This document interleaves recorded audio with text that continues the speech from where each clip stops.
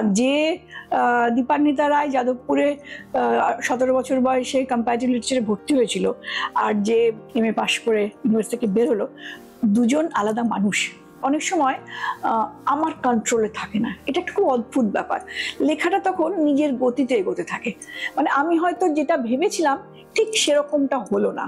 Observation, দেখার চোখটা খুব গুরুত্বপূর্ণ। সেই পর্যায়টা পৌঁছতে কিন্তু সময় লাগে একটা বাচ্চার।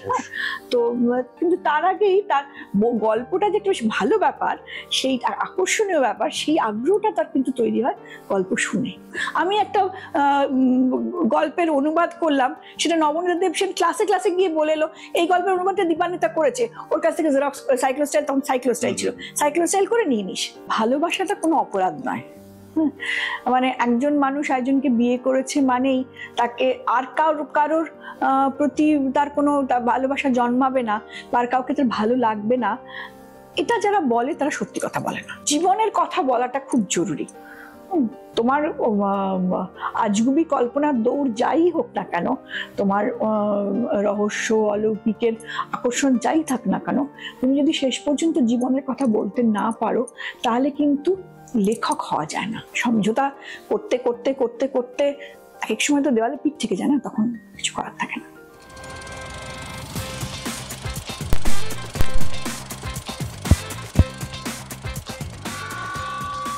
Stories to be unfold.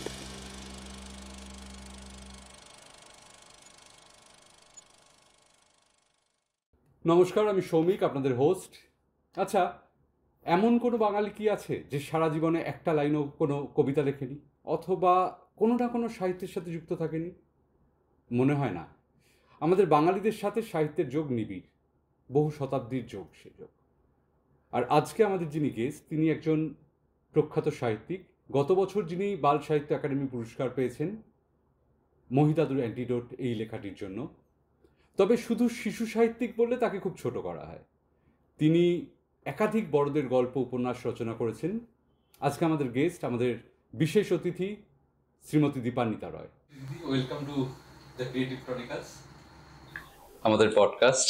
নমস্কার, খুব ভালো লাগছে যে আমরা এরকম একটা সংস্থার সঙ্গে কাজ করতে, আপনাদের সঙ্গে কথা বলতে, তার একটা খুব আনন্দের ব্যাপার আমার কাছে। আমাদের বিষয়টাই হচ্ছে যেটা, মানে ক্রিয়েটিভ ক্রনিকলসের আমাদের উদ্দেশ্যটাই হচ্ছে যে একজন শিল্পী, তিনি লিখতে পারেন, তিনি ছবি তুলতে পারেন বা ছবি আঁকতে পারেন, যাই হোক, একটা শিল্পকর্ম তৈরি কিভাবে হয়। আচ্ছা, হ্যাঁ, মানে বাইরে থেকে আমরা সবসময় এন্ড প্রোডাক্টটা দেখি, কিন্তু সেটার পেছনে একটা অনেকটা জার্নি থাকে প্রতিটা শিল্পীরই। আমাদের সেই জার্নিটাকে তুলে ধরা হচ্ছে উদ্দেশ্য, কারণ মেবি যারা নতুন রাইটার বা ভবিষ্যৎ প্রজন্ম, তাদের জন্য এটা একটা ডকুমেন্টেশন থেকে যাক, এই উদ্দেশ্য থেকে আমাদের অ্যাকচুয়ালি পডকাস্টটা। আসলে এটা খুব ইন্টারেস্টিং, কারণ বেশিরভাগ সময়ই হয় যে এটা একটা মানে যে যে লেখাটা হলো তার পেছনে একটা চিন্তা থাকে, একটা ঘটনা থাকে। শঙ্খ ঘোষের একটা বই আছে কবিতার মুহূর্ত বলে, সেখানে উনি কোন কবিতাটা কি পরিপ্রেক্ষিতে লিখেছিলেন সেটা বলা আছে। যেমন বাবরের প্রার্থনা যখন লিখছেন তখন নাকি মেয়ে খুব অসুস্থ ছিল, তো সেরকম আর কি। এটা তো পাঠকের জানাটাও বোধহয় জরুরি। যেমন বিখ্যাত শিল্পী মারা গেছেন এখন পরিতোষ সেন, ওনার একটা বই আছে, মানে এই প্রসঙ্গে, এই বইটার নাম আমি জানতাম না, জিন্দাবাহার এবং অন্যান্য বলে। মানে সেখানে এক একটা ছবি কিভাবে তৈরি হচ্ছে। মানে উনি যখন ফ্রান্সে আছেন, উনি যে অ্যাপার্টমেন্টটায় ছিলেন, পাশের অ্যাপার্টমেন্টে দুপুরবেলা একজন ভদ্রলোক আসছেন, বাচ্চা ছেলে, কিন্তু সেই ফ্ল্যাটটা একজন বিধবা মহিলা থাকেন। এবার উনি ওনার ওয়াইফ আলোচনা করছে ছেলেটা এই সময় কেন আসছে, এটা কি কোনো পরকীয়ার সম্পর্ক নাকি এটা তার খুব নিজের কেউ, সে দেখা করতে আসছে রোজ দুপুরবেলা, এবং সেখান থেকে উনি বিভিন্ন রকম ছবি আঁকছে। হ্যাঁ, মানে অদ্ভুত জার্নিটা। তো আমরাও সেরকম একজন শিল্পীর ইনসাইট নিয়ে আলোচনা করবো। তো প্রথমেই আপনাকে অভিনন্দন যে সাহিত্য একাডেমি পুরস্কারের জন্য। হ্যাঁ, এটা একটা খুব আনন্দের ব্যাপার, এবং আমার বাবা যেহেতু জীবিত এখনো, বাবার 90 বছর বয়স, তো আমার পক্ষে এটা খুব আনন্দের হয়েছে যে আমি বাবাকে খবরটা দিতে পেরেছি নিজে। মা বাবা দুজনেই আছেন। আর একটা খুব মানে আমি এটা বলতে চাই এখানে, সেটা হচ্ছে যে নবনীতা দেবসেন মারা যাওয়ার ঠিক আগের বছর এই পুরস্কারটা পেয়েছিলেন। আমাকে এই বাল সাহিত্য পুরস্কারের জন্য প্রথম যিনি রেকমেন্ড করেন তিনি হচ্ছেন নবনীতা দেবসেন। তখন আমি পুরস্কার পাইনি, সেটা 2009-10 সালে। তারপরে তো যাই হোক, তবে দীর্ঘ সময় পেরিয়ে গেছে। এবার নবনীতাদি পুরস্কারটা পেলেন ওই ঠিক 2017-তে। হ্যাঁ, তো খুব আনন্দ হয়েছে, আমি প্রণাম করতে গেছি। উনি আমাকে বলেছিলেন যে প্রণাম করার পরে আশীর্বাদ করে বললেন যে আমি আজকে বলে যাচ্ছি যে তুই এই পুরস্কারটা পাবি। হ্যাঁ, আমি হয়তো থাকবো না, কিন্তু তুই পাবি। তো এটা মানে ফোনে যখন খবরটা এলো, তখন আমার প্রথমে ওটা মনে হয়েছিল যে মানে মহৎ ব্যক্তিরা বোধহয় ভবিষ্যৎ দ্রষ্টা হন। আপনার মাস্টার মশাই? আমার মাস্টার মশাই, দীর্ঘদিনের মাস্টার মশাই, এবং সে 18 বছর বয়স থেকে আর কি খুব ওনার খুবই মানে ক্লোজ ছিলাম আমি। তো নবনীতাদি যে বললেন আপনাকে, এটা কি কোথাও আপনাকে এক্সট্রা পুশ করেছিল লেখার ক্ষেত্রে, মানে নাকি যেভাবে স্বাভাবিকভাবে আপনি লিখে গেছেন সেটা স্বাভাবিকই ছিল? না, স্বাভাবিক ওটাতে খুব এক্সট্রা পুশ ওটার জন্য করেনি। নবনীতাদি প্রথম বই পড়েই আমাকে বলেছিলেন যে আমার মেয়েরা কেউ সেইভাবে সাহিত্যিক হলো না, কিন্তু তুই হবি, তুই কর। তো সেইটা আমাকে এক্সট্রা পুশ দিয়েছিল, সেইটা আমাকে খুব উৎসাহ দিয়েছিল। মানে নবনীতাদির মতো মানুষের পক্ষে বলা যে আমি পারবো, হ্যাঁ, এটা দুজন বলেছিলেন। একজন যিনি আমার প্রকাশক প্রতিক্ষণে প্রিয়ব্রত দেব, তিনিও নেই আর, তিনি বইটা প্রকাশের দিন বইমেলায় দাঁড়িয়ে আমাকে বলেছিলেন যে আমার এখান থেকে অনেক সাহিত্যিক উঠে এসছে, আমি তোমাকে বলছি তুমি লেখাটা ছেড়ো না, তুমি কিন্তু তোমার হবে। আর নবনীতাদি প্রথম বইটা পড়ে বলেছিলেন যে তুই কিন্তু পারবি, তোর হবে। তো ওটা নিশ্চয়ই আমাকে এক্সট্রা পুশ দিয়েছিল, একটা অন্যরকম অনুপ্রেরণা দিয়েছিল নিশ্চয়ই। তো আপনার লেখার শুরু কোন জায়গা থেকে, কোন সময় থেকে আপনি অ্যাকচুয়ালি লিখতে শুরু করলেন? ছোটবেলা থেকে? না না, একদমই না, সেটা তো একটু বেশ মজার ব্যাপার। মানে আমি লেখক হব কিন্তু কখনো ভাবিনি।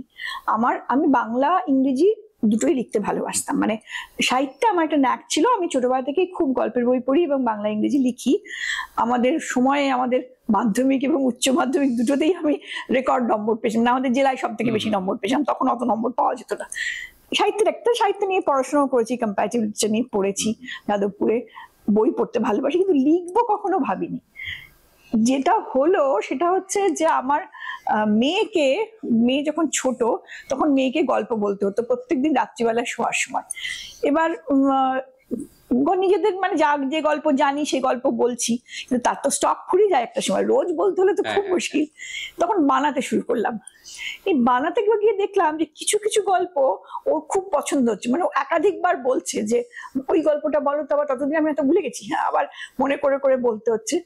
তো তখন আমার মনে হলো যে ওর যদি ভালো লাগে তাহলে অন্য বাচ্চাদেরও তো ভালো লাগতেও পারে, একবার চেষ্টা করে দেখি।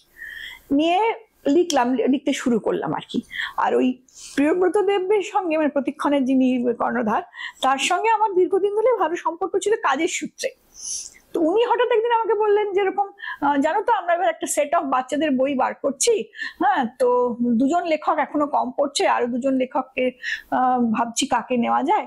তা আমি প্রচন্ড সাহসে ভর করে ওনাকে বলে ফেললাম যে এরকম আমি একটা দেবো। খুব অবাক হয়েছে ন্যাচারালি, তুমি লিখবে, তুমি লেখো। আমি লিখেছি, আপনি পড়ে দেখুন। তো ওনাকে গল্প দিয়ে এলাম। আর তারপর যখন উনি বললেন যে গল্পটা বই হবে, তখন তো একটা সাংঘাতিক আনন্দ হয়েছিল।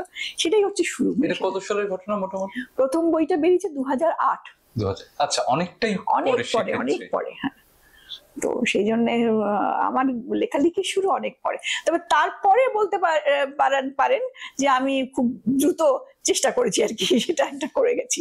কারণ তারপর থেকে আমার প্রত্যেক বছরই বই বেরিয়েছে, 2008 থেকে 2025 এক বছরও বাদ যায়নি যে বই বেরোয়নি, এবং 2-1 বছর পর থেকে একাধিক বইও বেরিয়েছে। আচ্ছা, এই যে আপনি লিখতে শুরু করলেন 2008 থেকে, একটা ঘটনা ঘটলো এবং আপনার লেখার জগতে আবির্ভাব হলো, কিন্তু এটার বীজ কি কোথাও মানুষের ছোটবেলায় থাকে? মানে ছোটবেলায় বড় হওয়াটা যেরকম আপনার, কারণ আমি চাইলেই হয়তো লিখতে পারবো না, বা XYZ চাইলেই লিখতে পারবে না, আপনি যে লিখতে পারলেন, হ্যাঁ, একটা জিনিস থাকে জানেন তো, সেটা হচ্ছে অবজারভেশন।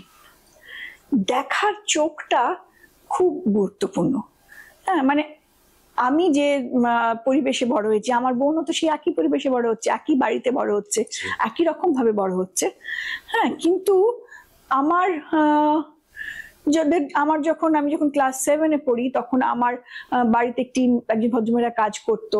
তার ছোট মেয়েটি একদিন বাড়িতে মার খেয়ে, যেরকম হয় আর কি, শেষের মেয়ে, অবহেলায় মানুষ, রাত্রিবেলায় আমাদের বাড়ির গেটের সামনে বসে বসে কাঁদছিল। হ্যাঁ, সেই ঘটনাটা আমার বোনের মনেই নেই, কিন্তু আমার পরিষ্কার মনে আছে যে তনু কিরকম জামা পরেছিল, কিরকম ভাবে কাঁদছিল, কি বললো মাকে, খিদে পেয়েছে, প্রত্যেকটা কথা আমার মনে আছে। হ্যাঁ, এই যে অবজারভেশন, হ্যাঁ, খুব জীবনের খুব খুঁটিনাটি জিনিসকে, চারপাশের খুঁটিনাটি জিনিসকে দেখা। মানে আমরা ষষ্ঠীর দিন বিকেল বেলায় বাবার সঙ্গে বাসে চেপে যখন দুর্গাপুরের আমাদের পৈতৃক বাড়িতে যেতাম পুজো উপলক্ষে, তো তখন রাস্তার দুধারটা শরৎকালে কিরকম থাকতো, বাস থেকে নেমে ছাতিম ফুলের গন্ধ পাওয়া যেত, পোড়ামাটির ঘোড়াগুলো দেখা যেত, এই প্রত্যেকটা দৃশ্য আমার মনে আছে, প্রত্যেকটা খুঁটিনাটি আমার মনে আছে, এবং সেগুলো বিভিন্ন সময় আমার লেখায় এসছে। তো এইটা খুব জরুরি, পাওয়ার অফ অবজারভেশনটা খুব জরুরি আমার মনে হয়। এটা না থাকলে, আর অবশ্যই বই পড়া, সেটা তো মানে অন্য প্রসঙ্গ, বই না পড়লে লেখা যায় না। একজন লেখক একটা দৃশ্যকে কিভাবে বর্ণনা করেন, একটা সূর্যোদয় বা সূর্যাস্ত, এক একজন লেখক এক এক রকম ভাবে বলছেন। এগুলো যিনি লিখতে চাইছেন বা যার মনের মধ্যে লেখার একটা হয়তো সুপ্ত আকাঙ্ক্ষা আছে, তিনি হয়তো নিজেই জানেন না তখনও যে লিখবেন কোনোদিন, কিন্তু তিনি সেগুলো পড়বেন, সেই আইডেন্টিফাই করবেন যে আচ্ছা ও এরকম ভাবে বললো, আচ্ছা ও তো এরকম ভাবে বলেছিল। এগুলো আমার মনে হয় দরকার লাগে। আপনি যে ছোট থেকে বলেন, এটা কোথায় ছিল? আমার বাবা চাকরি করতেন ইসকোতে, মানে Indian iron and steel company, বার্নপুরে আর কি। হ্যাঁ, তো আমি ওখানে একটা বড় সময়, মানে আমার 11-12 পর্যন্ত, ক্লাস 2 থেকে 11-12 পর্যন্ত, এই সময়টা গ্রোয়িং পিরিয়ড যেটাকে বলে, বয়স সন্ধির সময়টা, পুরোটাই ওই ইসকো কারখানার একটা কলোনিতে থাকতাম। সেখানে কোয়ার্টারে, বাবার কোয়ার্টার ছিল, সেই কোয়ার্টারে থাকতাম। সেটা একটা আমার পক্ষে একটা খুব অন্যরকম অভিজ্ঞতা, সেটা একদম পাঁচমিশালি একটা পরিবেশ। কারখানায় তো বিভিন্ন প্রদেশ থেকে মানুষ কাজ করতে আসেন, তারা তাদের এবার পাশাপাশি কোয়ার্টারে থাকা, ফলে তাদের সঙ্গেই বন্ধুত্ব হতো, তাদের সঙ্গেই আমি ব্যাডমিন্টন খেলছি, তাদের সঙ্গেই আমি রাস্তায় কিতকিত খেলছি, হ্যাঁ, এরকম করেই বড় হয়েছে। এবং সব থেকে মজার ব্যাপার হচ্ছে যে পরবর্তী সময় জীবনটা অন্যরকম হয়ে গেছে। মানে আমি এমএ পাশ করার পর, বিয়ে হওয়ার পর একবার সিনেমা দেখতে গেছি, সেখানে একটা চিত্রা সিনেমা হল বলতে সিনেমা আছে, তখন খুব টিকিট ব্ল্যাক হতো। আমারই বন্ধু ছিল কানু, সে টিকিট ব্ল্যাক করছে আর কি, তার সঙ্গে কিন্তু আমি নিয়মিত খেলতাম। সে এসে দিব্যি আমার বরের সঙ্গে আলাপ টালাপ করলো, বললো যে আমি দীপার খুব বন্ধু, হ্যাঁ তোমার। কিন্তু এটা আমার মনে হয় যে আমার পক্ষে হয়তো আমার লেখালেখির জন্যই হোক বা যে কোনো হোক, এটা আমাকে সমৃদ্ধ করেছে। এই যে বিভিন্ন ধরনের মানুষের সঙ্গে ওঠা বসা, এটা আমাকে একভাবে সমৃদ্ধ করেছে নিশ্চিত। এই যে কানুর মতো ক্যারেক্টার, হ্যাঁ, দুজনের সামাজিক স্ট্রাকচার হয়তো আলাদা, হ্যাঁ, কিন্তু সেই বন্ধুত্ব, এইভাবে মিশে যাওয়া, এইগুলো কি কোথাও আপনার গল্পে পড়ে? হ্যাঁ, নিশ্চয়ই। এটা ভীষণ রকম, মানে আমার গল্পের মধ্যে বিভিন্ন জায়গায় এসছে। এবং তার ফলে আরেকটা জিনিসও হয়েছে হয়তো, সেটা হচ্ছে যে আমি মানে তাদেরকে কখনো নিচু চোখে দেখতে পারি না। মানে এরা যেহেতু আমার সঙ্গে তো খেলেছে, হ্যাঁ, ফলে আমি তাকে ভাবতে পারি না যে সে খুব খারাপ বা এটা অচ্ছুত বা এর সঙ্গে আমার দূরত্ব খুব বেশি, এইটা আমি ভাবতে পারি না। তার জন্যই হয়তো আমার লেখার মধ্যে এক ধরনের ইতিবাচক ভঙ্গি থাকে, মানে মানুষের প্রতি, এটা অনেকে আমাকে বলেছেন যে এটা হয়তো সবসময় ঠিক নয়, কিন্তু জানি না, আমি চেষ্টা করি। কিন্তু আমার একটা স্বাভাবিকভাবে মানুষের প্রতি ইতিবাচক দৃষ্টি থাকে, যদিও আমি একদম রিয়েলিস্টিক লেখা লিখি, বড়দের এবং ছোটদেরও, হ্যাঁ, রূপকথা বাদ দিলে মূলত রিয়েলিস্টিক লেখা, আমার বাস্তব ভিত্তিক লেখাই লিখি, কিন্তু এক ধরনের ইতিবাচক দৃষ্টিভঙ্গি আমার থাকে লেখার মধ্যে, মানুষের প্রতি থাকে। মানুষের প্রতি আস্থা হারানোটা আমার সাধারণত হয় না। তো বার্নপুরের মতন ছোট জায়গা থেকে আপনি যখন বড় হচ্ছেন, তখন তো ইন্টারনেট আসেনি বাইরে, তখন ওটা মফস্বলই বলা চলে, একদম পুরোপুরি। সেখান থেকে আপনি যাদবপুরে এলেন, এবং এখানে আপনার কি একা থাকা শুরু? মানে হ্যাঁ, হস্টেলে থাকতাম। তো এই যে চেঞ্জটা, অ্যাজ আ হিউম্যান বিং, এই সময়টা আপনার জীবনে কেমন ছিল, সেটা কিভাবে আপনাকে পরবর্তীকালে? এটা আপনি বলতে পারেন যে মানে আমার জীবনের খুব গুরুত্বপূর্ণ সময়। মানে যে দীপান্বিতা রায় যাদবপুরে 17 বছর বয়সে কম্পারেটিভ লিটারেচারে ভর্তি হয়েছিল, আর যে 22 বছর বা 21 বছর পরে এমএ পাশ করে ইউনিভার্সিটি থেকে বের হলো, দুজন আলাদা মানুষ। হ্যাঁ, মানে জীবনের বৈপ্লবিক পরিবর্তন যদি বলেন, হ্যাঁ, তাহলে এই 5 বছরে হয়েছে। এবং মূল্যবোধ তৈরি হয়েছে, দৃষ্টিভঙ্গি তৈরি হয়েছে, জীবনের প্রতি দৃষ্টিভঙ্গি, কিভাবে জীবনে পথ চলতে হবে, নিজের প্রিন্সিপাল কি কি হওয়া উচিত, আত্মবিশ্বাস, এগুলো সব যাদবপুর দিয়েছে। যাদবপুরের কাছে আমি অসীম কৃতজ্ঞ। শুধু মানে ইউনিভার্সিটি কিন্তু, বা কলেজ বা ইউনিভার্সিটি, যে কোনো শিক্ষা প্রতিষ্ঠান আমার মতে শুধুমাত্র পড়াশোনার জায়গা নয়, সেটা একটা মানুষ গড়ে তোলার জায়গা। ইউনিভার্স। হ্যাঁ, ইউনিভার্স, সত্যি করেই। এবং সেই যে একটা বাড়িতে বসেও তো একটা বই সিলেবাস পড়ে নেওয়া যায়, কিন্তু ওই যে পরিবেশ, আমরা নাটক করছি, আমরা সিনেমা দেখতে যাচ্ছি, আমাদের মাস্টারমশাইরা আমাদের নাটকের টিকিট কেটে দিতেন, হ্যাঁ, এবং তারা কত রকম বিষয়ে আলোচনা করছেন, তাদের সঙ্গে তর্ক হচ্ছে। আমার মনে আছে আমাদের সুবীর রায়চৌধুরী বলে একজন অধ্যাপক ছিলেন, মারা গেছেন। তিনি একটা হায়াবদন বলে একটা নাটক করেছিলেন, গিরিশ কার্নাডের লেখা। নিয়ে আমাদের একটা টেস্ট পেপার হলো আর কি, আমাদের টিউটোরিয়াল বলতাম আমরা। তাতে প্রশ্নটা ছিল যে হায়াবদন নাটকটার নামটা জাস্টিফাইড কিনা। তো সুবীরবাবু ক্লাসে পড়িয়েছেন যে নামটা জাস্টিফাইড, ঠিকঠাক নাম হয়েছে, পেপার হয়েছে, সবাই পেপারটা লিখেছে করেছে। শৈলজা কেজরিওয়াল বলে একটি মেয়ে ছিল, সে লিখেছিল যে না, জাস্টিফাইড নয়, এবং ও হাইয়েস্ট নম্বর পেয়েছিল। আমাদের পড়ে শুনিয়েছিলেন। এই যে নিজের মতের বিপক্ষে একজনকে, একটি বাচ্চা মেয়েকে এন্টারটেইন করা, তাকে উৎসাহ দেওয়া যে হ্যাঁ তুমি তোমার মতটা প্রকাশ করো, তুমি যেটা ভাবছো সেটা বলো, জোরের সঙ্গে বলো, তোমার মতেরও দাম আছে, এই জিনিসটা যাদবপুর শিখিয়েছে। এটা খুব গুরুত্বপূর্ণ।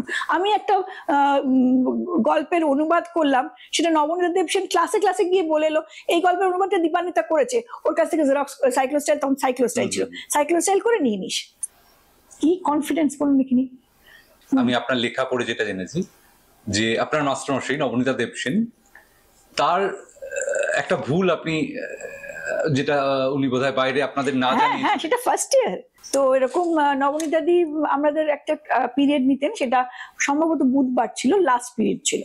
এবার উনি বাইরে গেছেন, টরন্টো গেছিলেন সম্ভবত, ওরকম, হ্যাঁ টরন্টো গেছিলেন একটা রিসার্চের কাজে, উনি আসছেন না, লাস্ট পিরিয়ড আসছেন না। আমরা কয়েক সপ্তাহ ছিলাম, তারপরে আমরাও দিব্যি ফুচকা খেতে চলে যাই, গল্প করতে চলে যাই, হ্যাঁ, ওটার জন্য আর অপেক্ষা করি না। এবার নবনীতা দি ফিরে এসছেন, সেটা তো আমরা জানি না। আমরা যথারীতি সেদিনও চলে গেছি। উনি ক্লাসে এসে দেখেছেন যে ক্লাসে কেউ নেই, ভয়ঙ্কর লেগে গেছে। তারপরের দিনের ক্লাস, ততদিন আমরা খবর পেয়েছি যে উনি ফিরেছেন আর কি। আমরা ক্লাসে রয়েছি, নিয়ে উনি এসে বললেন, ওটা আমাদের একটা ইউ.আর. অনন্তমূর্তির সংস্কারা বলে একটা উপন্যাস পড়ানোর কথা ছিল, সিনেমা হয়েছে, ভালো উপন্যাস একটা। তো নিয়ে উনি ওটা বইটা বার করলেন কিন্তু প্রথমে, তারপরে দমাস করে সেটা বন্ধ করে চেম্মিন বলে আরেকটা উপন্যাস, সেইটা বলে আমি আজকে চেম্মিন শুরু করবো। এবারে আমি তো বোকা, মফস্বলের মেয়ে, আমি উঠে দাঁড়িয়ে বললাম যে ম্যাম, আমাদের তো সংস্কার পড়ানোর কথা ছিল, কোয়েশ্চেন আনসার ডিসকাস করার কথা ছিল, তুমি মনে করছো যে আমি ভুলে গেছি? হ্যাঁ, আমি মোটেই ভুলে যাইনি, আমি সেদিন এসেছিলাম, তোমরা কেউ ক্লাসে ছিলে না, তো তখন আমি সিদ্ধান্ত ধরে নিচ্ছি যে আমার পড়ানো হয়ে গেছে। তো এবার আমি তো মানে সবাই প্রমাদ গুনছে আর কি। আর আমি সত্যি মানে ও বোকা বলেই পেরেছিলাম, নইলে হয়তো পারতাম না। আমি বললাম যে না মানে ম্যাম, আপনি তো অনেকদিন ছিলেন না, আমরা তো ক্লাসে বসে থাকতাম, তো তখন তো আমাদের তো সেই সময়টা নষ্ট হয়েছে, তাহলে সেটা আমরা কি করবো? নবনীতা দি খানিকক্ষণ স্তম্ভিতের মতো তাকিয়ে রইলেন। মানে উনি তখন রীতিমতো প্রথিতযশা লেখক এবং সিনিয়র অধ্যাপক।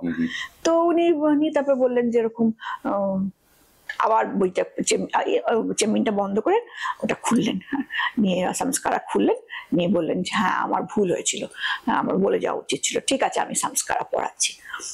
কিন্তু এটা খুব বিস্ময়কর, মানে একটা প্রথম বর্ষের ছেলে ছাত্র, তাকে এইভাবে গুরুত্ব দেওয়া এবং নিজের ভুলটা স্বীকার করা, এইটা একজন মানে আমি বলবো যে শুধু অধ্যাপক হলে হয় না, ওই মাপের অধ্যাপক হতে হয়, হ্যাঁ, তাহলে ওটা বোঝানো যায়। মানে আমি একটা ছোট্ট জিনিস বলছি এখানে, এটা ওটা নবনীতা না আমাদের মহাকাব্য পড়াতেন, ইন্ডিয়ান এপিক, অন্যান্য এপিক। তো তাতে একটা জিনিস ছিল যে ওরাল এপিক কাকে বলে, লিটারারি এপিক কাকে বলে, যে মহাকাব্যগুলো মুখে মুখে বলা হয়েছে। মুখে মুখে যে মহাকাব্য বলা হয়, সেই মহাকাব্যের কতগুলো বৈশিষ্ট্য থাকে, 7টা বা 8টা বৈশিষ্ট্য ছিল। সেটা ভারতীয় মহাকাব্য হোক, জার্মানির হোক, হোমারের, বাল্মীকির, একই রকম। আপনি বলে বিশ্বাস করবেন না, নবনীতা দি মারা যাওয়ার পর আমি যে একটা বক্তৃতা দিয়েছিলাম বাংলা একাডেমিতে, সেখানে আমি ওই 7টা পয়েন্ট বলেছিলাম যে এইগুলো এরকম এরকম হয়। হ্যাঁ, কিন্তু তারপর আমি এটা বলেছিলাম যে আমি কিন্তু বিশ্ববিদ্যালয়ে অধ্যাপনা করিনি, তুলনামূলক সাহিত্য নিয়ে MA পাশ করেছি, পাশ করার পর তার সঙ্গে আর কোনো যোগাযোগ নেই, আমি অন্য কাজ করেছি এবং কোনো যোগাযোগই নেই পড়াশোনার সঙ্গে সেই অর্থে। কিন্তু তাও আমি পয়েন্টগুলো বলতে পারছি 25 বছর 30 বছর পরে দাঁড়িয়ে। তার একটাই কারণ, উনি এমন ভাবে পড়িয়েছিলেন যে ওটা আমার মাথার মধ্যে ঢুকে গেছে, আমি ভুলতে পারিনি, আমি ভুলিনি। হ্যাঁ, এইরকম মাপের অধ্যাপক ছিলেন, মানে শিক্ষাটা জীবনের অংশ হয়ে যাচ্ছে। এবং এটা খুব গুরুত্বপূর্ণ আজকের দিনে যে উনি কিন্তু প্রথম আমাদের বলেছিলেন যে রাম কোনো ভগবান নয়, রাম হচ্ছে একটা চরিত্র, নায়ক, একটা কাব্য, একটা নাটক, তার একজন চরিত্র। এবার তার মানুষ নিজের স্বার্থে তাতে দেবত্ব আরোপ করেছে। রাম কিন্তু কোনো লেখকের লেখাটা চরিত্র যেরকম হয়, সে তার রাগ আছে, হিংসা আছে, দেশ আছে, ভালো মানুষই আছে, তার বীরত্ব আছে, সবই আছে, কিন্তু সে কোনো দেবতা নয়। এই কথাটা যে কতখানি গুরুত্বপূর্ণ আজকের দিনে দাঁড়িয়ে হয়তো আমরা বুঝতে পারি যে এই কথাটা বলাটা কত জরুরি ছিল, এবং আমরা যারা শুনেছিলাম তারা কতটা ভাগ্যবান যে আমরা এই জিনিসটা উপলব্ধি করতে পেরেছি। তখন নিজেদের দৃষ্টিটা অনেক স্বচ্ছ হয়েছে। ওনার ছাত্রছাত্রীরা এটা উপলব্ধি করতে পারলেও মানে আজকে ভারতের যা পরিস্থিতি, একটা রাম মন্দির স্থাপন নিয়ে যা চলছে বা ওভারঅল যা পরিস্থিতি, মানে এরকম শিক্ষকদের কি মনে হয় আপনার যে আরো অনেক বেশি এরকম শিক্ষক? হ্যাঁ, আমার মনে হয় যে শিক্ষকদের এই দায়িত্বটা পালন করা উচিত। তিনি তার মুষ্টিমেয় যতটুকু ছাত্রছাত্রী পেয়েছিলেন তাদেরকে উনি বলেছেন, এরকম যদি আরো অনেক শিক্ষক থাকতো তাহলে হয়তো এই পরিস্থিতির উদ্ভব হতো না। যিনি জ্ঞান দিচ্ছেন, যিনি প্রজ্ঞার বাহক, যিনি ছাত্রদের বোঝাচ্ছেন, তার নিজের দৃষ্টি যদি স্বচ্ছ হয়, তার নিজের চিন্তা ভাবনার মধ্যে যদি মুক্ত চিন্তা থাকে, তবেই তো তিনি বোঝাতে পারবেন, তবেই তো তিনি বলতে পারবেন। আপনি একজন সাংবাদিক, সেই ক্ষেত্রে একটা প্রশ্ন, এই যে আপনি মুক্ত চিন্তার কথা বলছেন, কিন্তু আজকের পরিবেশটা কি সেই মুক্ত চিন্তার মতন জায়গায় আছে? আজকে কি এতটা ফিয়ারলেসলি একটা মানুষ নিজেকে এক্সপ্রেস করতে পারেন? আপনি আজকের সমাজ ব্যবস্থাটাকে কিভাবে দেখেন? একদমই পারে না। আজকের পরিবেশ অনেক বেশি বদ্ধ পরিবেশ হয়ে গেছে, অনেক বেশি ত্রাসের পরিবেশ হয়ে গেছে। অনেক আজকে মানুষ যা ভাবছে বা চিন্তা করছে সেটা খোলাখুলি বলার মতো অবস্থা নেই, এবং সাংবাদিকদেরও সেই দায়িত্বটা পালন করার অধিকাংশ সময় সুযোগ হয় না। সেটা অস্বীকার করে লাভ নেই যে দায়িত্ব যখন আমরা চাকরিতে ঢুকেছি তখনও সাংবাদিকতাকে যে চোখে দেখতাম বা আমাদের সিনিয়ররা যা শিখিয়েছিলেন, আজকে কিন্তু সেটা আর কার্যকরী নয়। সত্য নয় আমি বলবো না, সত্য তো নিশ্চিত, সত্য সবসময় সত্য থাকে, কিন্তু কার্যকরী নয়। সেটা কাজের ক্ষেত্রে আমরা নিজেরাও সেটা সবসময় প্রয়োগ করতে পারি না। যে শিক্ষা আপনি পেয়ে এসেছেন, যেভাবে আপনি বড় হয়েছেন, যে মূল্যবোধ নিয়ে আপনি বড় হয়েছেন, সেখানে এই যে আপনি কার্যকর কিছু করতে পারছেন না, হ্যাঁ, এটা কি কোথাও এটা একটা ভীষণ যন্ত্রণা দেয়, এটা ভীষণ যন্ত্রণা দেয়, এবং সেটা একটা খুব কষ্টকর অবস্থা থাকে। এক একটা জিনিস বুঝতে পারছি হয়তো যেটা সেটা ঠিক হচ্ছে না, সেটা অন্যায় হচ্ছে, কিন্তু তারও যখন প্রতিবাদ করতে পারি না, বা তারও যখন যা করা উচিত সেটা করতে পারি না যেভাবে করা উচিত ছিল, তার অনেক রকম বাধ্যবাধকতা থাকে। কাজের ক্ষেত্রে বাধ্যবাধকতা থাকে, সমাজের ক্ষেত্রে বাধ্যবাধকতা থাকে। আমি ব্যক্তিগত বাধ্যবাধকতা যদি উপেক্ষাও করি নিজের ক্ষেত্রে, কিন্তু সেগুলো সবসময় পারা যায় না, তখন সেটা খুব কষ্টকর এবং যন্ত্রণাদায়ক হয়। এই প্রসঙ্গেই আসি আপনার পরিচয় গল্পের কথায়। হ্যাঁ, একটা নিস্তরঙ্গ স্বাভাবিক জীবন, সেখানে সবকিছু খুব পারফেক্ট আছে, কিন্তু হঠাৎই যখন ভদ্রমহিলা জানতে পারেন যে তার হবু বৌমা একজন মুসলিম, একটা অস্থির অবস্থা নেমে আসে পরিবারের মধ্যে। হ্যাঁ, আপনার কি এই যে এক্সপিরিয়েন্স গুলো, এই যে জার্নালিস্টিক এক্সপিরিয়েন্স গুলো, এইগুলো কি কোথাও এই লেখার মধ্যে অন্য ফর্মে এসে যায়? বহু ক্ষেত্রে আসে। আমি প্রথম বললাম না যে আমার খুব রিয়েলিস্টিক লেখা, তার একটা কারণ হচ্ছে যে আমি সাংবাদিকতা করেছি, এবং আমার সাংবাদিকতা করা মানে কি, বহু খবরের সঙ্গে পরিচয় হচ্ছে, তো সব খবর আমরা দেখাচ্ছি না বা বলছি না, প্রয়োজন হয় না সবসময়, কিন্তু অনেক খবর থাকে তার মধ্যে একটা গল্পের বীজ লুকিয়ে থাকে। তো সেইটার থেকে গল্প তৈরি হয়, সেটা থেকে নানা রকম তখন আমার চিন্তাগুলো অন্যরকম ভাবে যায়, বা হয়তো অনেক সময় হয় যেটা আমি বলতে পারলাম না বা করতে পারলাম না, তার একটা এফেক্ট আসে গল্পের মধ্যে, বা গল্পের মধ্যে আমি নিজের স্বপ্ন পূরণ করি, তখন হয়তো অনেক সময় করে থাকি আর কি।